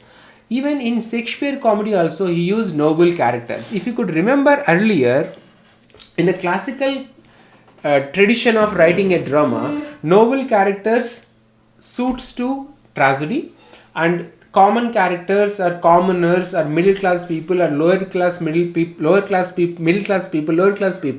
they are fit for the comedy. So tragedy generates when the noble people falls from their heights to depth. That is the story plot for the tragedy. And for the comedy is whatever the actions done by a common person, that generates the comedy for the audience. So that was the Elizabethan standards. That was the Elizabethan standards previous to, before Shakespeare, they used to follow this kind of a classical method of writing a tragedy and comedy and to perform the plays. But Shakespeare has deviated a little from this, and he had made his own comedy, and that suits to the Elizabethan audience. Why it suits to Elizabethan audience means the people who come and watch Elizabethan dramas, for example Shakespearean dramas, who comes to watch when the theatre established, when the Globe Theatre established, who used to sit in the pit, who used to stand in the pit? The groundlings, the common people, where they can offer only the admission fees. And those people who could offer money, they used to sit in the galleries. It is in a round shaped wall, a round shaped circle in shape, and there are so many galleries. So people who could pay money, they used to sit in those galleries. And the nobles are the invited people, they used to share the stage. That means with actors, they used to sit and they used to chat with the actors. So these were the three categories of people, and most important audience were these groundlings, who are the common people. They used to come and they used to enjoy. But the question is, how come those people get time to enjoy? Because the industrialization of England, when industries developed, when trade becomes successful, and when the wealth flows into the nation, people, when they established so many industries, people in those places, people in different places, they got employment. When they got employment, they started having a fixed hours, like these many hours they have to work, and these many hours they can relax. So those relaxing hours in those days, when the wages are fixed, timings are fixed for work, people try to look other things for enjoyment, for relaxation. So this is the drama, or one of the major attractions for Elizabethan people is the drama. And then when they used to come to watch the plays, when they watch the common people generating tragedy, they may dislike. So Shakespeare has even introduced noble characters also in comedies, and their actions also, when they generate comedy, these groundlings used to enjoy. And to control these groundlings was also a bit difficult for the Elizabethan theatre or artists. They used to create a lot of nonsense, nuisance, or a lot of noise when the play was going on. So even Shakespeare introduced the noble characters, deviated from the classic model of drama. Then in Shakespearean comedy, heroines got importance. You must be knowing that during Shakespeare, the female characters are also portrayed by male members. So Shakespeare ladies or heroines were all portrayed by men. But according to Shakespearean comedy, he has given lot of importance to heroines. Even when they went in disguise, or even whatever the actions they do, heroines got importance. So that the division is simple. Shakespearean tragedy means hero, Shakespearean comedy means heroine. So in Shakespearean tragedy, hero is the protagonist, and in Shakespearean comedies, heroine is the protagonist. So heroines got importance in Shakespearean tragedy. And then in most of the Shakespearean tragedies, it is mistaken identity or misconceptions. So people, the characters, when they go in disguise, people don't understand about the character, they treat them like men, but audience know, and audience already know the information, so they can enjoy. So this is one of the aspects of or features of Shakespearean comedy: mistaken identity or misconceptions. People, they fight because of the wrong opinions or wrong ideas, but finally they were revealed that they are wrong. So this is a mistaken identity or misconceptions is one of the features of Shakespearean comedy. And then actually what happens in tragedies, Shakespeare shows the fall of the noble people from the heights of glory to depths of degradation, like Macbeth or Julius Caesar or Hamlet. They were all noble people, great people, good people, virtuous people, but because of their flaw in the character, as Macbeth is having overwhelming ambition, excessive ambition, and when he was provoked by Lady Macbeth, he committed the crime, and he was not happy with after committing the crime, and he had fallen into insanity, like Hamlet also had fallen into insanity. That is the actually is the story or plot for the tragedies. But in comedies, it is not those kind of things. It is about the exaggeration of our own follies or mistakes. So Shakespeare portrays the mistakes of common people, and he has exaggerated those things, and there generates the comedy. So it is the main point, one of the main features of Shakespearean comedy is it is about the exaggeration of follies or mistakes of the people. Then there is a plot twist, and he uses multiple plot lines. So for example, suddenly something in a one way it is going on, and suddenly Shakespeare brings a twist, and that makes the audience to get thrilled, and they will try to watch. And he has used so many multiple plot lines also in one play. So that is also one of the characteristic feature of Shakespearean comedy. And then didactic in nature, that means these Shakespearean comedies teach something. They don't terrorize, or they don't create fear in the minds of the audience. These Shakespearean comedies are meant for teaching something in a very friendly way.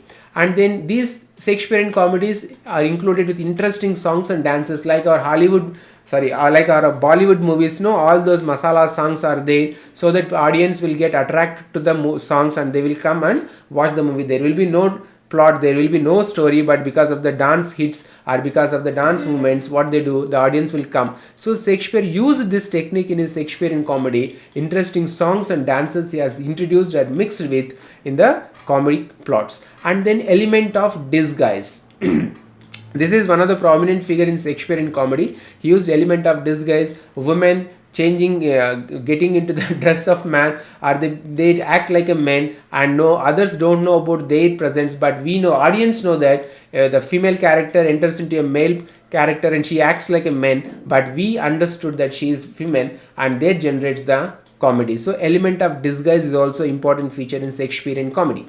And then in all the Shakespearean comedies, there is idealistic setting. All beautiful places are there, and one important place is Forest of Arden. It is actually Shakespeare's mother place. So what is the greatness of this Forest of Arden he used in his place is, this is the place where the evil characters comes and they change their character. That means evil characters, when they come to this place, Forest of Arden, they turn themselves into good characters. So idealistic settings are part of Shakespearean comedy. And fate plays crucial role. So what he wants to showcase that people are Elizabethan people in those days, they could not control everything in their life. Though they become wealthy, though the nation has become so prosperous and they have good good living standards, but still there is something beyond their control, and that they call as a fate. And Shakespeare showed that fate in the place, and fate plays crucial role in changing the fortune, in changing the life of the characters. So there are no villains in this play. Even if there is a bad character, it is because of the fate which played the crucial role in that particular character's life.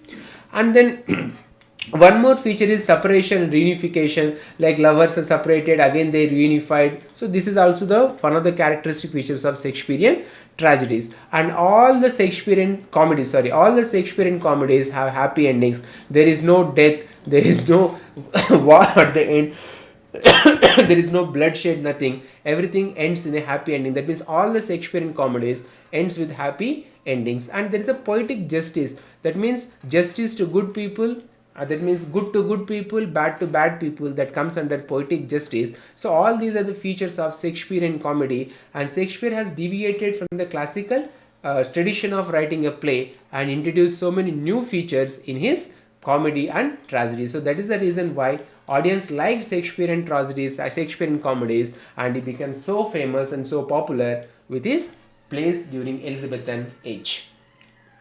So this is about Shakespearean comedy. If you have any questions, you can ask me.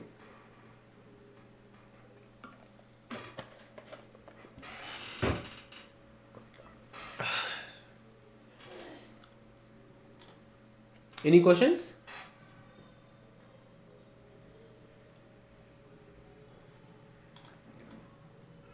Are you all there?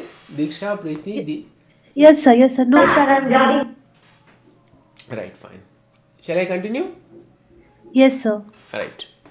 Now let us apply these features, or a few features, and let us understand with the help of Shakespearean comedies, taking the comedies into consideration. So noble characters, try to find out what are the noble characters Shakespeare's in comedies. Second one is heroines got important. So Rosalind, major character, a prominent character, and in As You Like It. So heroines got important. Rosalind, what she does, she falls in love with a person and she wants to change him. So what she did, As You Like It, Rosalind impersonates a man in order to mentor her would-be lover into the man she secretly desired. So it's an old story in Hindi movies or in Southern Indian movies, like where a woman who falls in love with somebody and she wants to change him. So she went in disguise as a man and she becomes a comrade or a friend to that person and she changes. So this is a story in As You Like It, and Rosalind is the heroine. She is the important. Actually, John Ruskin says that Shakespeare has only heroines, no heroes. All his heroines are very prominent, very dominant in his plays. Then one more character in Twelfth Night, where a shipwrecked Viola washes up in a strange land and decides to dress up as a man to enter into service of nobility. So these women in disguise, they perform so many things and it generates a kind of a comedy. And then one more important is the Forest of Arden in As You Like It. It changes evil characters. And then one more place, an enchanted wood outside the city of Athens in Midsummer's Night's Dream. So use these kind of idealistic settings in his Shakespearean comedies. And then fifth one, Tempest. See, fate plays crucial role. In Tempest, as without Prospero's meddling, there would no be shipwreck, and therefore Viola would never have arrived in Iliad in the first place. So fate also plays a crucial role in Shakespearean comedies. In Shakespearean tragedies, it is not about fate, it is about the excessive pride or overwhelming ambition or resoluteness, lack of decision. Those things plays important role are changing the plot, but here fate plays important role in Shakespearean comedies. And then Rosalinda changes her genre and dresses like a man. Okay, and then here also in Romany, Rosalind and Lovers Labor Laws, it is about the separation and reunification of the people in the play. So I have applied few features and few plays. You can search for other plays and you try to apply these Shakespearean comedy elements or features so that you will understand whether that is a comedy or not. If it is a comedy, why it is considered as a comedy, whether there are noble characters are there, whether heroines are there, whether any plot twist is there, and whether it is ended happy ending is there or not. So these features, if you apply to the Shakespearean comedy, you can better understand and it would be easy for you when you prepare for examinations. So this is a brief introduction about Shakespearean comedy. Shakespearean comedy, of course, famous, but not as famous as Shakespearean tragedy. That's why I didn't want to take much time, and this is about Shakespearean comedy. So then whose comedy can be compared with Shakespearean comedy? Ben Jonson. Next one is Ben Jonson. After Shakespeare, 25 years, he ruled the literature. He is the literary dictator of age after Shakespeare. Ben Jonson.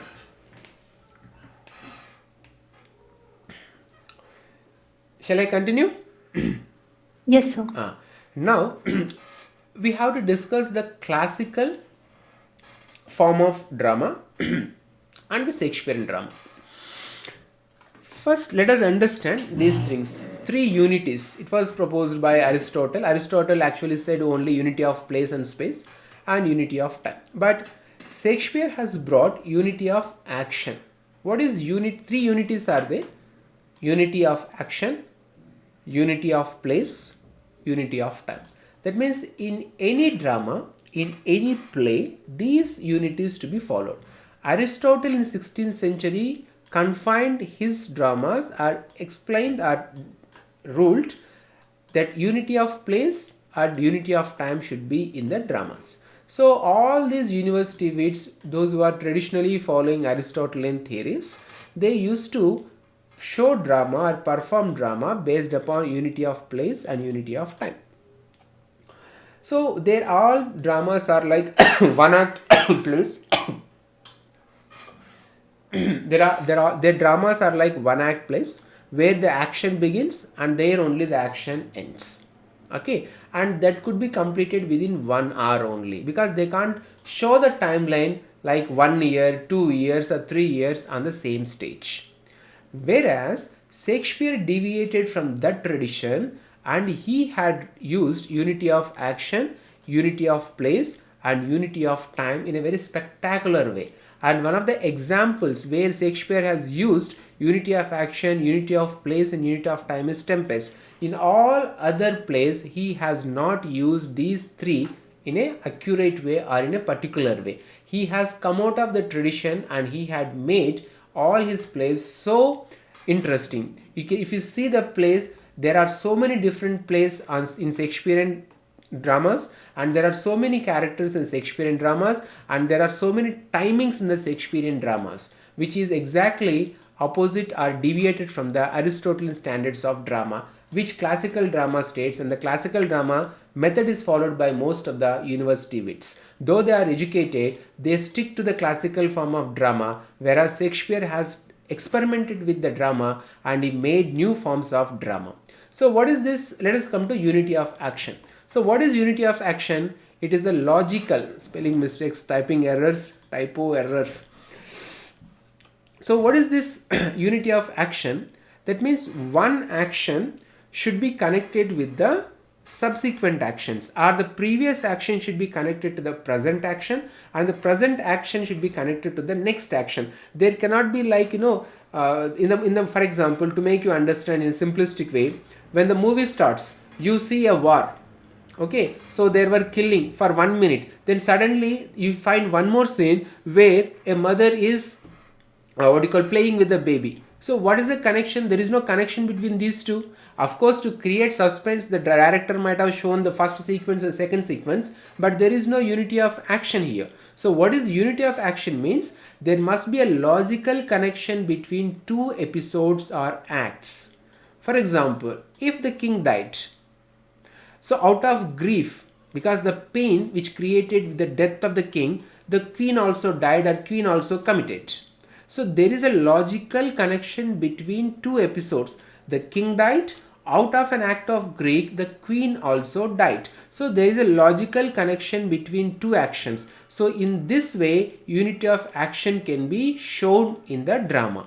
So this is unity of action, means logical connection between two episodes or two acts. When the king died, out of an act of grief, the queen died. If you apply the same thing to Hamlet, Hamlet becomes insane, because when Father Hamlet informed him that about his death, then Hamlet killed Claudius. So there is a unity of action in the play. So you need to understand that unity of action is not so easy to be followed on stage, because it should have any kind of a logical connection between those acts. In Shakespearean tragedy, you will find this kind of action, and in Aristotelian theory or Aristotelian way of drama, it is very difficult to show unity of action, and the university wits might not follow the unity of action. Then the second one is unity of place and unity of space. Shakespeare took a lot of liberty with this. So unity of place and unity of space means in the same place they have to complete the entire drama, but Shakespeare has not followed that one. And unity of time means one time sequence only, within that time sequence only, or within 1 hour only the play must begin and the play must complete and the play must end. So that is the unity of action, unity of place, and unity of time. And Shakespeare took liberty of all these things, and he made the drama, what do you call, spectacular and pleasing to the audience of Elizabethan age. And tragedy must be written in 5 acts, whereas comedy has no such kind of demarcation. So this is about the 3 unities, and these are the part of the classical drama. And in the classical drama, tragedy, all noble characters; in comedy, all these normal or commoners will be there. But Shakespeare has used even noble characters also in his comedy. And in English literature, we have Ralph Royster Doister, first English comedy. See, actually I told you the miracle storytelling, oral storytelling from miracle plays, then mystery plays, then morality plays, and finally took a form of first English comedy play written by Nicholas Udall, Ralph Royster and Doister. It's a comedy play. I read the story. If you are also interested, you can read the story. It is a very funny story about a character losing something, and he went in search of those things, and finally he could find the same needle-like thing inside under his bed only. So this is the Ralph Royster Doister first English comedy play written by Nicholas Udall. And then first tragedy in English, which is a source of inspiration for Shakespeare also, others also, that is Gorboduc. It is also has the name Ferrex and Porrex, and it is the first English tragedy written by Thomas Norton and Thomas Sackville. If you read this Gorboduc, you come to know that there are 2 children, Ferrex and Porrex, and king favored one child and queen favored another child.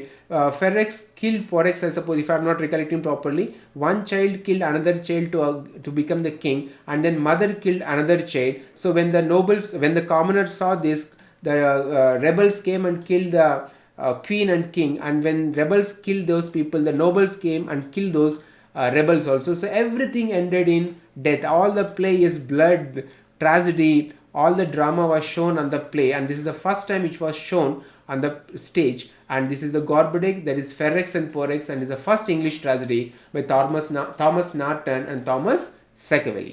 So this is about the introduction about the classical drama, how the drama came into existence from storytelling to miracle plays, morality plays, and then interludes, all those things, and finally it took shape of a Ralph Royster Doister, which is the first English comedy play written by Nicholas Udall, and the tragedy in English literature, Gorboduc, by Thomas Norton and Thomas Sackville. I have read a lot of information. I have read so many books. I have so much of information in my books, but I was not able to type on the screen so that I can communicate with you properly. So I will be explaining. If you can note down, after completion of this class, I will type the notes and I can share. Typing taking a lot of time, and that is one thing which I have to somehow. Any questions? Any questions from your side? No, sir. Still I have 15 minutes. I want to take up few more topics. Shall we go ahead? Yes, sir. Yes, sir. Right. Sharmila ma'am, Deepti ma'am. Yes, sir. Okay. Fine.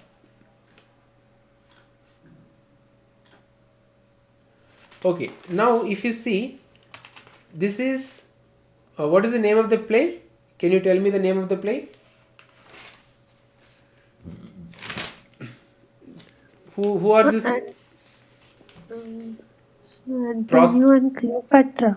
Prospero, Ferdinand. Which play?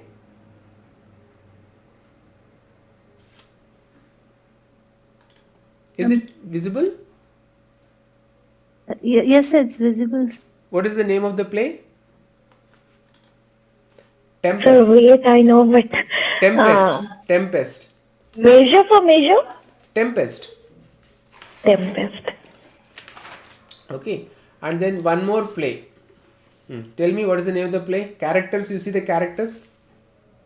As you like it. As you As like you it, sir. like it. Any one of these plays part of your PG?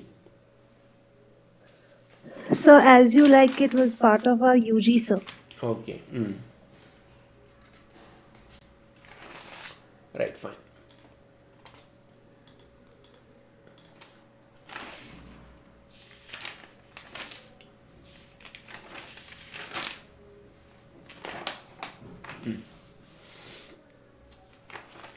if we compare Shakespearean drama, Shakespearean tragedy with Shakespearean comedy, he had written so many plays, historical plays he had written, comedies he had written, tragedies he had written, so many plays he had written. Okay. To be more particular, how many stabs or how many times these conspirators stabbed Julius Caesar?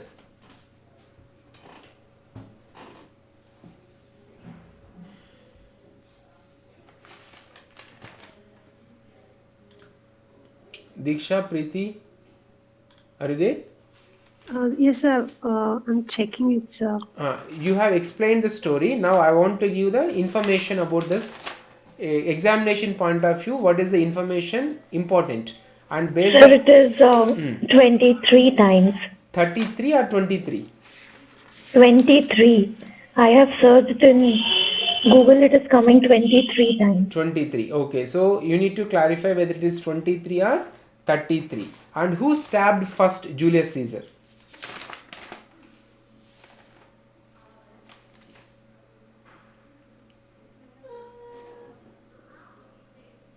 Where are you? Preeti? Sir, searching, sir. I'll tell you. Casca stabs first. Who stabbed Julius Caesar first? Kafka. And who stabbed last?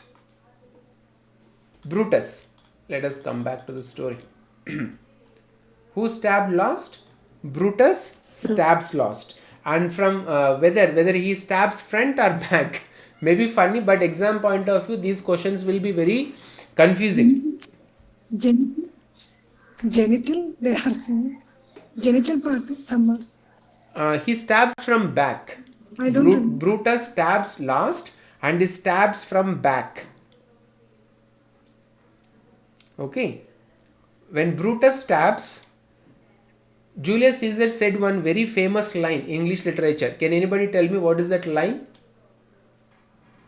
You too, Brutus. You too, Brutus. You too, Brutus. Okay. And Shakespeare, our characters explain the fall of Julius Caesar, the unkindest cut of all. When Brutus stabs, he falls, and that is known as the unkindliest cut of all. Okay. And So everywhere is everywhere written that he had been stabbed, sir, 23 times. 23 so which times. one is true, sir? I'll 23 find or out. I'll find out.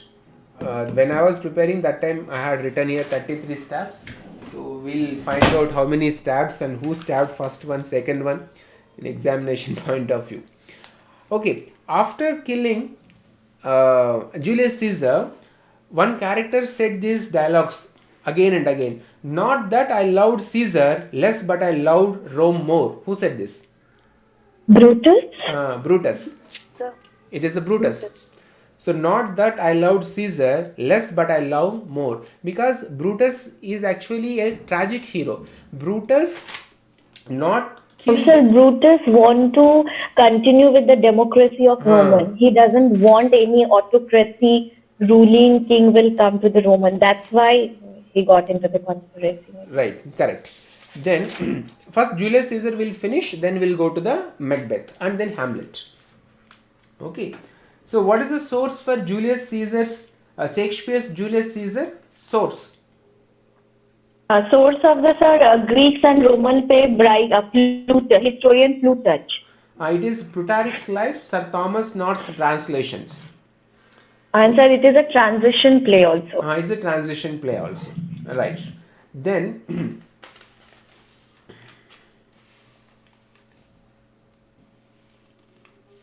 who became king after Julius Caesar?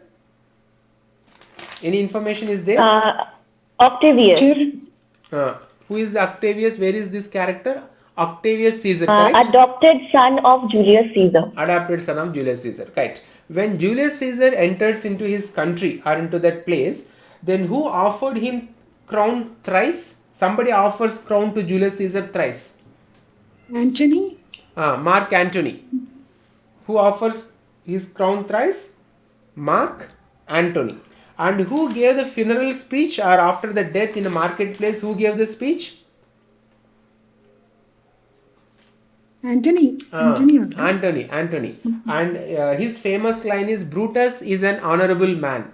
He is one of the famous speeches or monologues. Brutus is an honorable man. It's said by Mark Antony. Okay. So okay, let me come in chronological way so that there will be no problem. You can understand.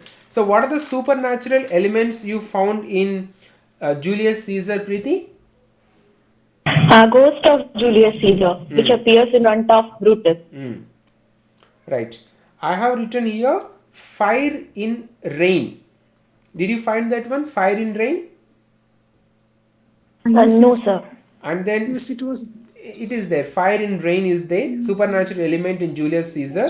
Fire. I'll type afterwards and I share the Sir, again, you please repeat. I will note it down. fire in rain. Supernatural element. Then second one is slaves' hands burning, but they don't feel any pain. Slaves' hands are burning, but they don't feel any kind of pain. So slave hands burning, no pain. And then third supernatural element is graves open, throws away dead bodies. So in Julius Caesar there are three supernatural elements. First one is fire in rain and slaves hands burning but there is no pain. And third one is graves open, throwing away dead bodies. So these three are the supernatural elements found in Julius Caesar.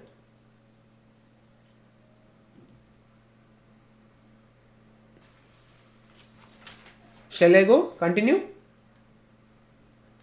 Yes, sir. I'll write, but give me some time. I'll type and I'll write and then I'll show you, but you can note down.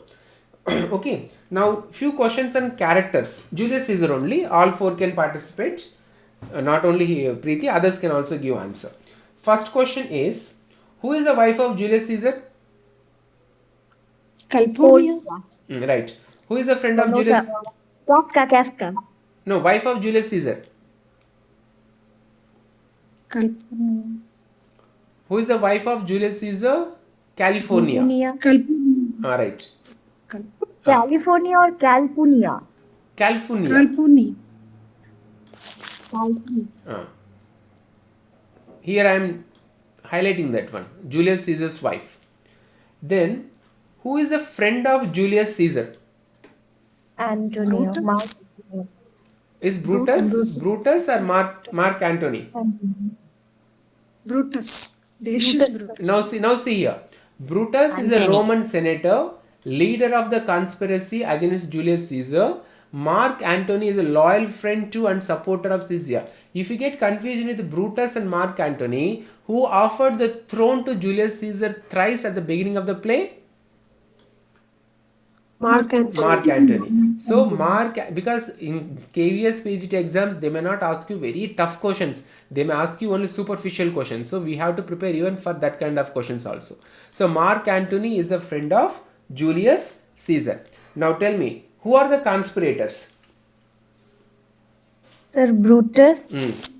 Brutus. Cinna. Casca. And Casca. See here, Brutus is there. Then Metellus symbol. here these are the conspirator with Brutus, conspirator with Brutus, conspirators with Brutus. Here these are the conspirators. But who is this Decius Brutus? Friend Brutus. Who is this? The Brutus, he was the The tragic loyal hero. friend of Caesar and tragic hero of the play also. No, this Brutus is different and this Brutus is different. He is Decius Brutus. He is the one who influenced Julius Caesar to come to court. Because when he was coming, there was one person. He is told, beware of idols of March. Idol means 15th day of March. After completion of the victory, when he returned to Rome, one person told him, when he was going inside, he told that beware of the idols of March. He said to this Julius Caesar, who is that person? Here, soothsayer. Can you see here? Yes, sir. So he is a soothsayer who said, beware the idols of the king. Okay, and for him, he said, timid dies many times before the death, the valiant never taste of death but once. He and fear are like twins. Who said this one? Julius Caesar. Who said this sentence? Timid, his many times before their death, the valiant never taste of death but once. It is about Julius' excessive pride, overconfidence. But the one who said, beware the idols of the march is soothsayer. What is idol? Is 15 days. So after completion of that victory, when he joined within 15 days, that means 15th day, he has to be very careful. And he said, Julius Caesar, his wife told Julius Caesar not to go to court that day. But Decius Brutus was the one who influenced Julius Caesar to come to court, because he is one of the conspirators and they made a plan to kill Julius Caesar during court. Okay, so conspirators you have understood. Then who is the Brutus' wife? Portia. Portia, correct. Then who is poet in this play? Cinna. Where is he? Here is a Cinna. A poet fatally confused with Cinna, the conspirator. Okay, people, the audience or the people in the play, they thought that Cinna is also a conspirator. He is also one more conspirator. Okay, a poet fatally confused with Cinna, the conspirator. So two Cinnas are there. One is a conspirator, another one is a poet. Okay, then, okay, how many times Calpurnia request Julius Caesar not to go to court on that day?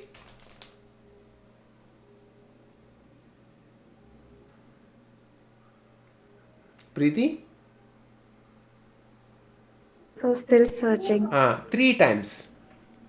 It is Okay, 3 times. Calpurnia cries 3 times, Thai murdered Julius Caesar, because Calpurnia understood, she believed that if Julius Caesar goes to court, he would be killed or murdered. So she cries, she requests Julius Caesar not to go to court, and she cries 3 times. Okay? Okay, sir. Right. And who wrote letters to influence Brutus? Cassius wrote. Where is? Cassius. He is the one, correct? He wrote, here, a Roman concerned with Caesar's rise to power, leader of the conspiracy against Julius Caesar. I suppose he is the one who writes letters to Brutus consistently, and he influenced Brutus to murder Julius Caesar in favor of democracy. Okay, right, fine. When they killed Julius Caesar, they carried the dead body to marketplace. Then who speaks the first in that marketplace? Who opened the speech? Who speaks first? Brutus. Brutus speaks first. Then Mark Antony speaks second, and that is called the funeral oration. Mark Antony speaks second, and there is a funeral oration. Mark Antony's famous dialogues are, the good that men do is oft buried in the grave. Brutus is an honorable man. And then, who commits suicide? Whose wife commits suicide? Brutus' wife. Portia. Then what happened at the end of the play? Armies of Mark Antony faces armies of Brutus. So Mark Antony comes with army, and Brutus also comes with an army. And what is the name of the battle they fought, Brutus and Mark Antonius? Battle at Philippi. Battle of Philippi. Battle of Philippi. And who said this quote, what a fall was their countrymen? Who said this?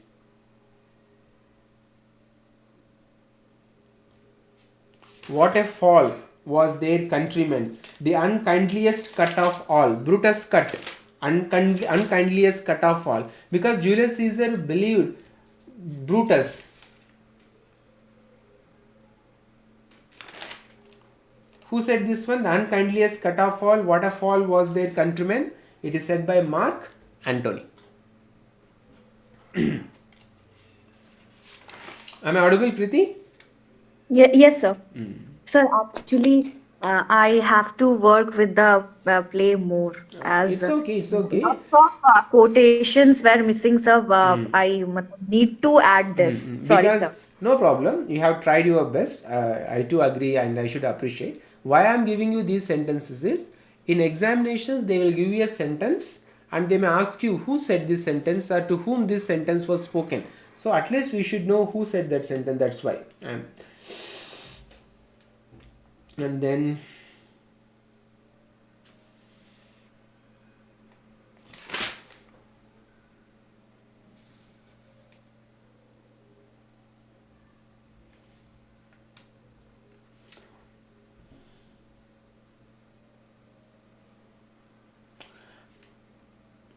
who are the trimmatives, I suppose. Triumvirates. There are three. Triumvirates. Triumvirates. Who are those three? Antony, Octavius, and Lepidus. Mark Antonius, Octavius Caesar, and Lepidus.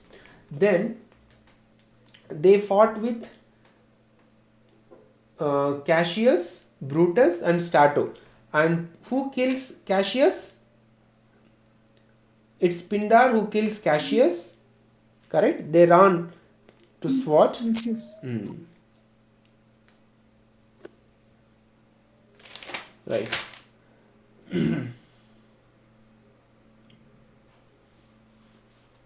Right, fine.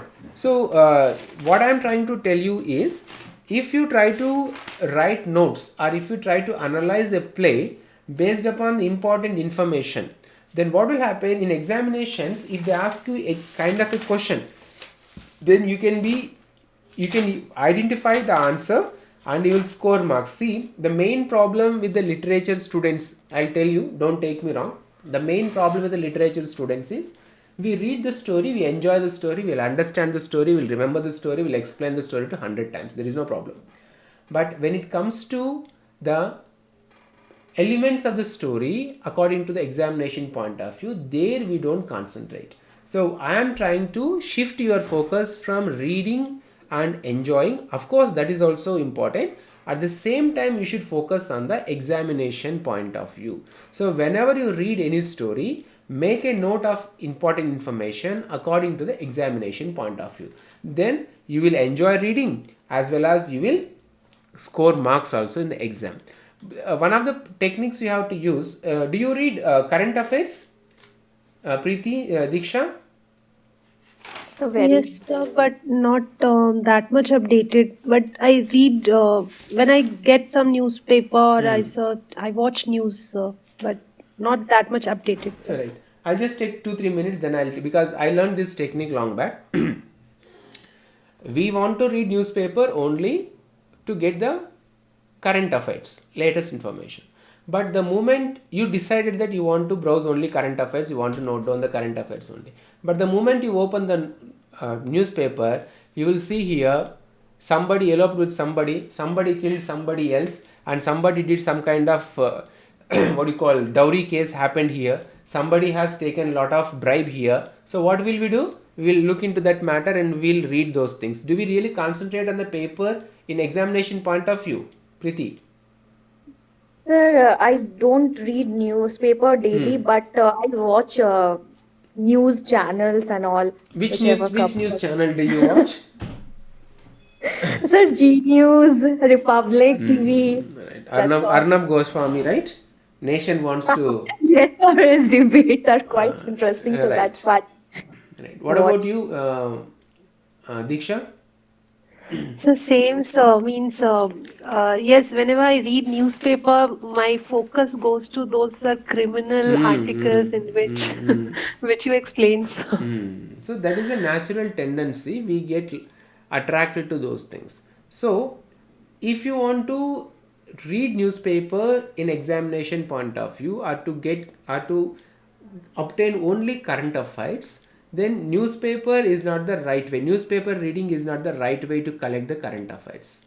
because there are so many monthly magazines, there are so many news agencies. They will give the important information in a small books.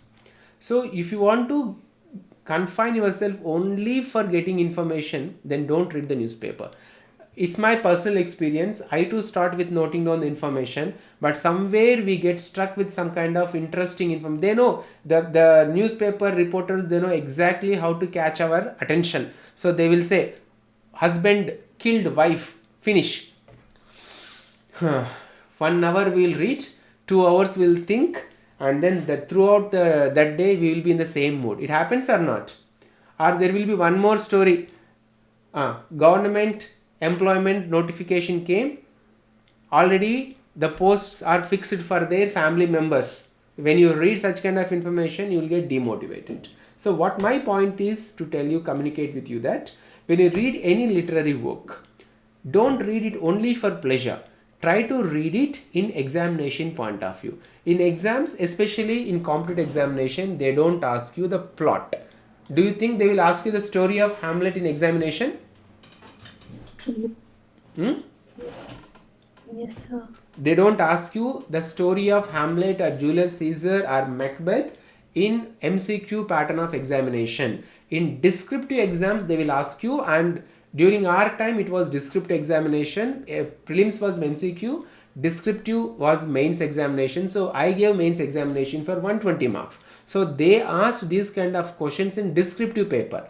But after that, they have completely stopped descriptive answers examination. They started with only MCQ pattern of examinations. So their main focus is not about the story. They may ask you the theme of the play or the theme of the Shakespearean tragedy, but they don't ask you exactly what is the story, who are the characters. They will ask you a character and in relationship with another character. So try to understand, whenever you read any play, Shakespeare or somebody, don't read the play only for enjoyment, only for pleasure. Read the play in such a way that whatever is going to come. See, always you have to follow one technique. When you read something in literature, think whether that question will come in exam or not. If you try for few days, you will come to know whether that is really important in examination point of view or not. See how I have characterized these important points for Shakespearean tragedy and Shakespearean comedy, because in examination point of view, these things are important. Whether you understood how Hamlet had fallen into love with Ophelia, all those things may be enjoyment, but those things may not come in examination point of view. In the same way, hereafter, whenever you read any kind of literary work, keep a scale. What points, what information may come in examination. For that, what you have to do is, you have to refer to the model papers. I suppose 1 or 2 model papers you have referred, and at least if you have understood what kind of questions are the question structure in the examinations, then 50% of your energy can be saved in wastage of reading unnecessary information. In competitive examination, it is not about your performance. It is about others' performance also matters. Let me tell you clearly. In competitive examinations, it is the group performance which matters a lot. It's not about the individual performance. For example, there is a question paper for 100 marks. Right? You all 4 appeared in that examination. Preeti got 35% out of 100.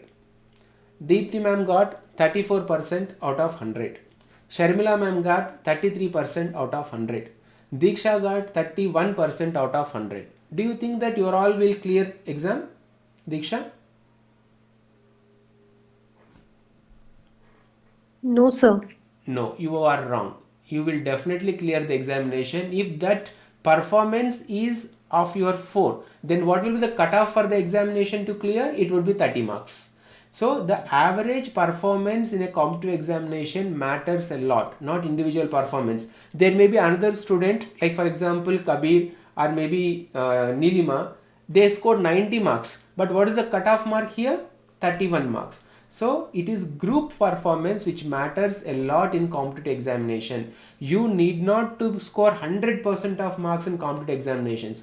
You need to score the minimum cutoff marks are cut off category to clear the written examinations. So this is the technique you have to understand. Where you have to focus, where you have to score, you need to decide, you need to understand. In like net examinations or some kind of examination where there is a qualifying criteria, you score 95 marks, but the qualifying criteria, whoever crosses the qualifying criteria, they will all be declared as eligible for net examination. Or in academic exams, like 33% is a pass percentage. But in competitive examination, it is not the individual performance, it is the group performance matters a lot. That means if there are 10 people writing examination, and even out of the 10 people, the maximum performance is 50%, but still they will get through the examination. So this is the difference between competitive examinations and academic examinations. So whenever, two things I told you in this class, I'll leave you just, it's 8:15. Two things you have to remember: whenever you read any literary work, read according to the examination point of view. Second thing, don't think that you have to score out and out marks or 100%. Most of the girls in the classes, it is a common problem. Maybe for you also, don't take me wrong. Even though they score 96 marks, they are not happy. They are unsatisfied. They think that they have not performed well. We have students who score 99 marks in English, 100 out of 100 marks in English, but still they are unhappy. It is not about your performance which matters in competitive examination. It is the overall performance. Now I'll reverse the situation, Diksha. Am I audible clearly, Diksha? Yes, sir. Now, U4 route examination. Preeti scored 99%.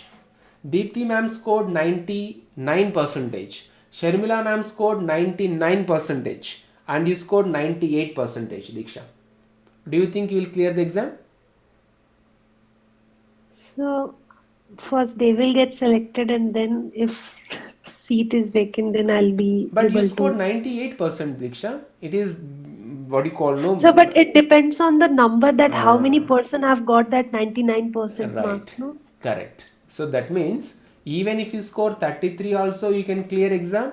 Even if you score 98% also, you may not clear exam in competitive world or in the competitive examination. This is the thing everybody should clearly understand. It is not about your performance. It is about the performance of the group who are attending or appearing in the competitive examinations. And if you can score 60% to 65% in any competitive examination, you will definitely clear that exam. I will give you in writing if you want me to give in writing. Any student who can reach in between 60 to 65% of performance, they will definitely clear exams, competitive exams, be it an IAS exam or IPS exam, whichever exam. The students who come in between 60 to 65% of their performance in competitive examination, they would definitely clear the exam. This is the maybe known fact or unknown fact to you. You all know this fact? Yes, sir. No, 60 to 65%. 60 to 65% is enough to clear a competitive examination. Okay. So think in those ways, think in such way where at least you can score that minimum 60 to 65% of marks in competitive examination. What happens as we think about competitive examination in a wrong way? We think that we should answer all the questions, we should answer 150 answers, every answer should be perfect. Don't do that mistake. Wherever you are strong, don't lose marks in that area. You may be strong in novels, or you may be strong at dramas, or you may be strong in Indian literature, you may be strong in Commonwealth literature, you may be strong in American literature. So wherever you are strong, you should not lose marks in that particular area. It is not about the horse which is riding beside you, it is about your horse in which you are riding, on which you are riding. If your horse runs with a maximum speed, that is enough for your career or to clear the examination. Don't think about others. Don't think about how they are performing, what they are performing. Even if they perform 95% and if you perform 65%, but if the cutoff is 55, you will also clear the exam. They will also clear the exam. So you need to prepare in a systematic way, in a strategic way, so that you can easily clear exam. So try to understand these techniques. Read and practice. Read and practice. Once you practice, you will come to know what is your stage, where are you in this competition, whether you have to improve or you have to make it an excellent. So in this way you can easily clear it. The competitive examination is different from academic exams. How many of you given competitive exams already? Diksha, how many exams you have given? So I have given one PO, so SSC, and even so in 2018 I gave I sat for UPSC, sir. Right. Did you clear prelims? No, sir. No My problem. No preparation was problem. not No that problem. good. Preeti, how many exams you give? Sir, sir, many years back, I have given two SSC exams. That's it, sir. After that, getting into the job, I don't know why, but I have not given. Okay. Hereafter you will give. Okay. Deepti ma'am, I'll just take 2 minutes. These things are important. Otherwise, whole week I'll teach, but you don't understand things in a proper way. There is no use of teaching. Deepti ma'am, I'm in the list of some PG exams, but backward, only, not forward. competitive exams. Competitive exams, that HSST exam here in Kerala, at secondary school. I'm in the rank list, but 500 and something I got. 574 I got. I don't think so, but I will get. Okay ma'am. Sharmila ma'am. 2-3 exams I attend, but all I got fail only. In the border mark only I got fail. 4 mark, 3 mark difference only. Right, correct. I gave 4 exams. I cleared 3 exams. One exam I couldn't clear because I was not having that much devotion to that exam, the UPSC. I don't want to become the administrator. I don't want to spend time by clearing files or administering things. So that exam I failed. I couldn't clear prelims. Remaining whatever exams I have given, competitive exams I'm talking, not academic exams. In academic exams I failed. Okay, I don't have any shame to accept. In academic exams I too failed. But in competitive exams, whichever exam I have given other than UPSC, I have cleared all the exams. The technique I'll tell you. It may be helpful to you. You should read what is important to be read. Don't read the entire thing in your life. Most of us, we read lot of things, but those things are not useful in examination point of view. Your focus must be like a horse whose eyes, you must have seen horse. They will keep something to the horse eyes, so that they can't look left and right. They will run straight only. So in this way, the material is most important. There is abundance available of material in the market, but you should know what to read, what portion you have to read. If you can cut short and if you can master in that area which material is important, which material comes in examination point of view, then half of the job is done there. Second thing is revision.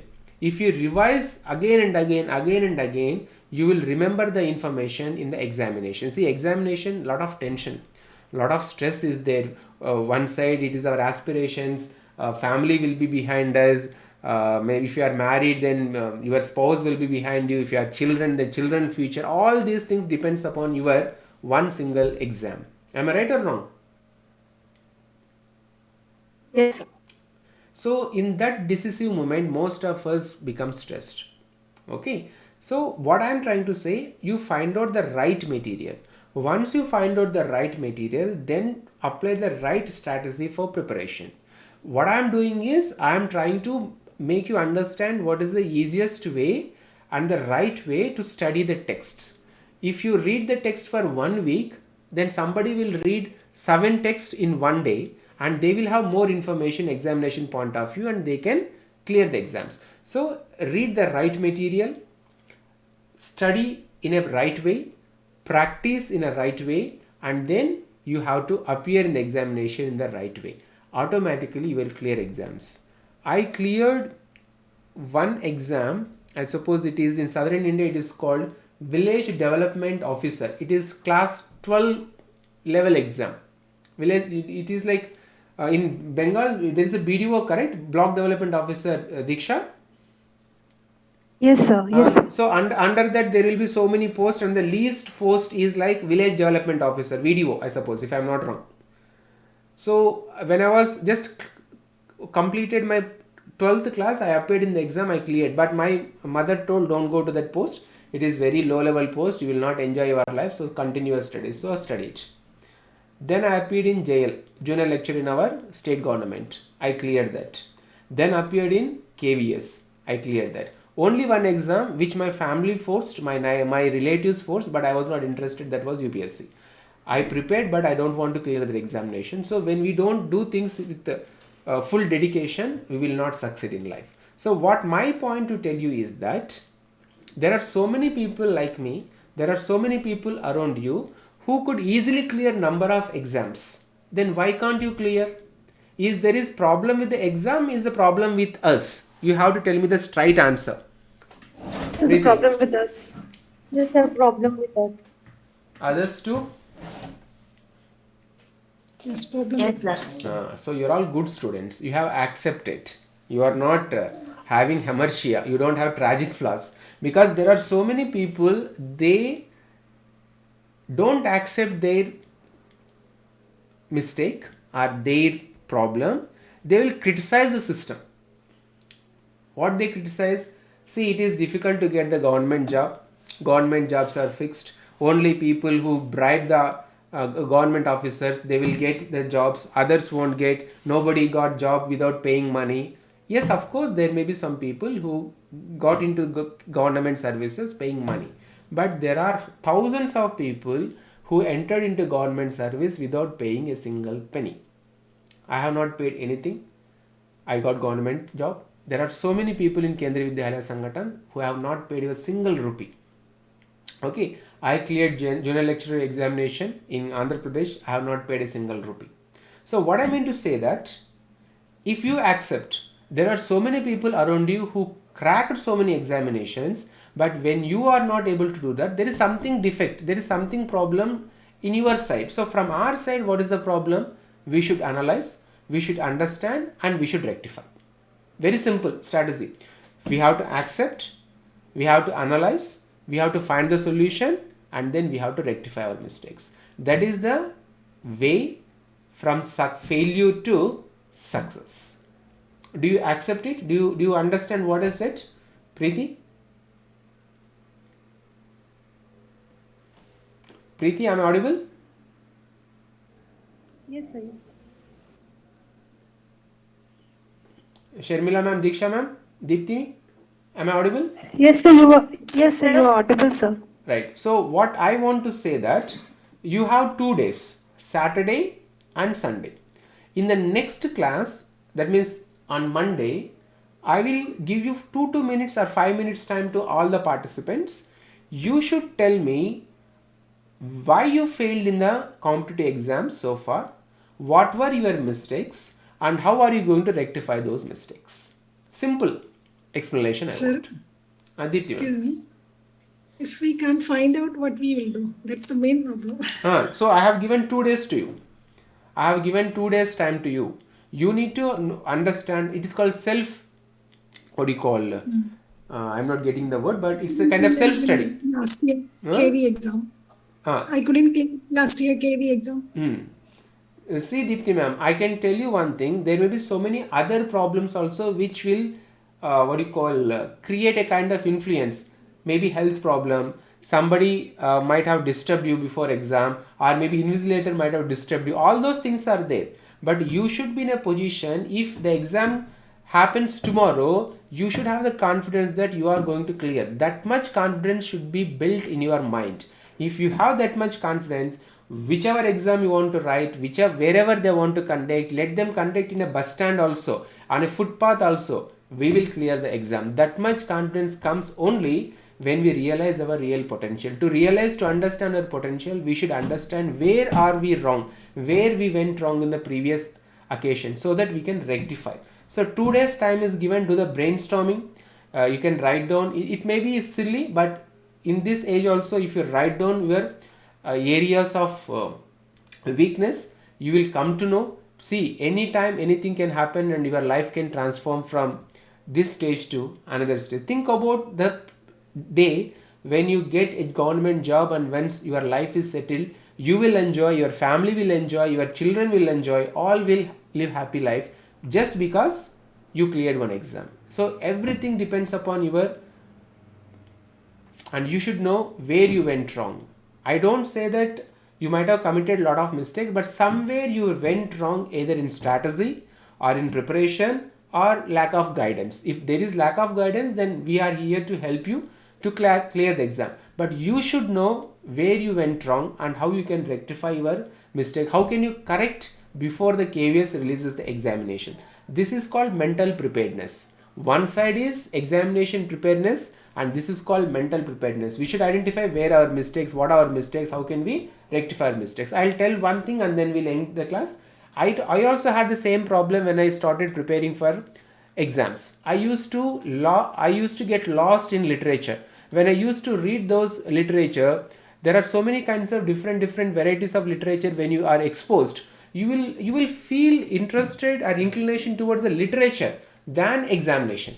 For example, if you read the literature about Shakespeare or literature about atheism, literature about anarchism, all those things, you feel that there is no meaning for this life. Why should we struggle? All these literary works are explaining that there is no meaning for this life. Whatever has happened.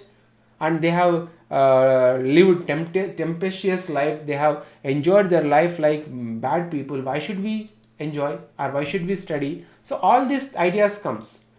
So slowly I understood that when I attended coaching, slowly they told me that either you want to live life like the literary people or you want to crack exam. What is your criteria? What is your priority? So we were told that your priority is to clear exam. What is the priority?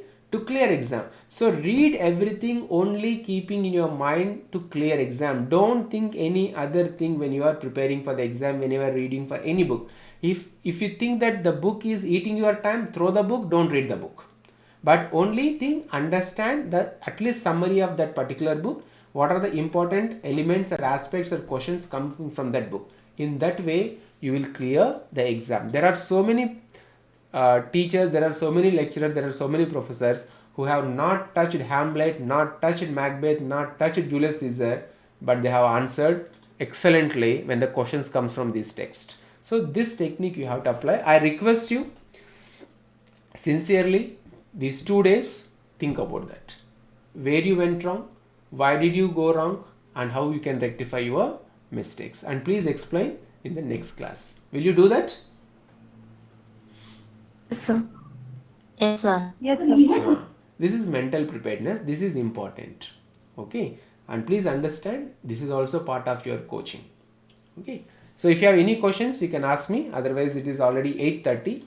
So I took half an hour. It was like already I thought of conducting this session so that it will be helpful for you. Otherwise, what will happen? It's a normal human nature. After a few days, we lose interest. Whatever we do, we feel monotonous. We lose interest, and we don't find life. Even for coaching, also attending classes, also after a while, you feel monotonous. So sitting 2 hours in front of computer, listening to me, reading. After a while, you lose interest. You lose why should I do? There may be so many issues happen in these days. There may be so many problems. Somebody will say something bad about you. Your family member may not support you. Maybe so many issues. I don't know exactly, but so many things happen in between and you lose interest. And my job is to make you or to sustain interest in your mind so that you will continue the same tempo and you will clear the examination. So I will give this kind of psychological tasks also so that you will be kept on the same mode. Otherwise you lose interest. Even for a student also, it's very simple. After a while you lose interest in the classes. Am I right or wrong?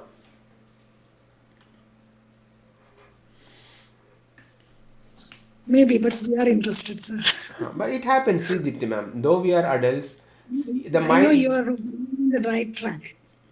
Of course, Because thank you. not like other coaching centers and all, I am 100% sure that you are going on the right track. Thank you, ma'am. But because I have one time exam, I have the experience of that exam, so I know that. Right. But my problem is I have to keep everybody on track. It is not I am on the track. You have to be on the track because you are the riding horses or the horses in the competition. Somehow I cleared and I am now old horse or something which is just only in the station. Now you have to run the race. I won the race, but you have to run the race. So you need to have the spirit of running, chasing, winning the race. Do you all have that kind of zeal? Yes, sir. You should have, because see, if you get into a government job, your life will completely transform. You will have a lot of time to enjoy your life. You will spend time with your family members, and most importantly, you can live your life. At least 50% of your life is in your hands. 50% of life may be in the hands of the principal or teachers, but if you are smart enough, you know how to accommodate in all those people, and you can enjoy your life. Okay, so one of the best, what you call, reasons to get into a government job is you work less and you earn more. Okay, and when you earn more, you think like in Elizabethan people. You think about recreation, you think about enjoyment, you think about good food. All those things comes into your mind. Otherwise, your mind is confined to a limited intelligence or exposure. So that is the reason why you will definitely clear the exam. But my question is, you should be mentally prepared to clear the exams, because before exam, and we were told before exam, whatever you do, it is like test practice. Cricketers, they do no test practice. In the nets, they will play, they will practice, they will hit sixers and everything. But when they enter inside the stadium, when there were thousands of people watching live and there were millions of people watching on TV, that is different. So test practice is different from real game. So you are all good in this test practice, but I want to make you best even when you enter inside the auditorium, when you enter inside the ground to play, not cricket, to play the game with your exams. So that is my intention. So please do this activity. Think about it. Don't ask others. Don't ask others. If you have a good friends, they will not tell you. If you have bad friends, they will tell you are waste, you can't clear exam, and they will demotivate you. Do self-procrastination, not self-procrastination, self-introspection. Do self-introspection. Try to understand where you went wrong, how you can correct, and how to correct yourself. Okay. So any questions from your side?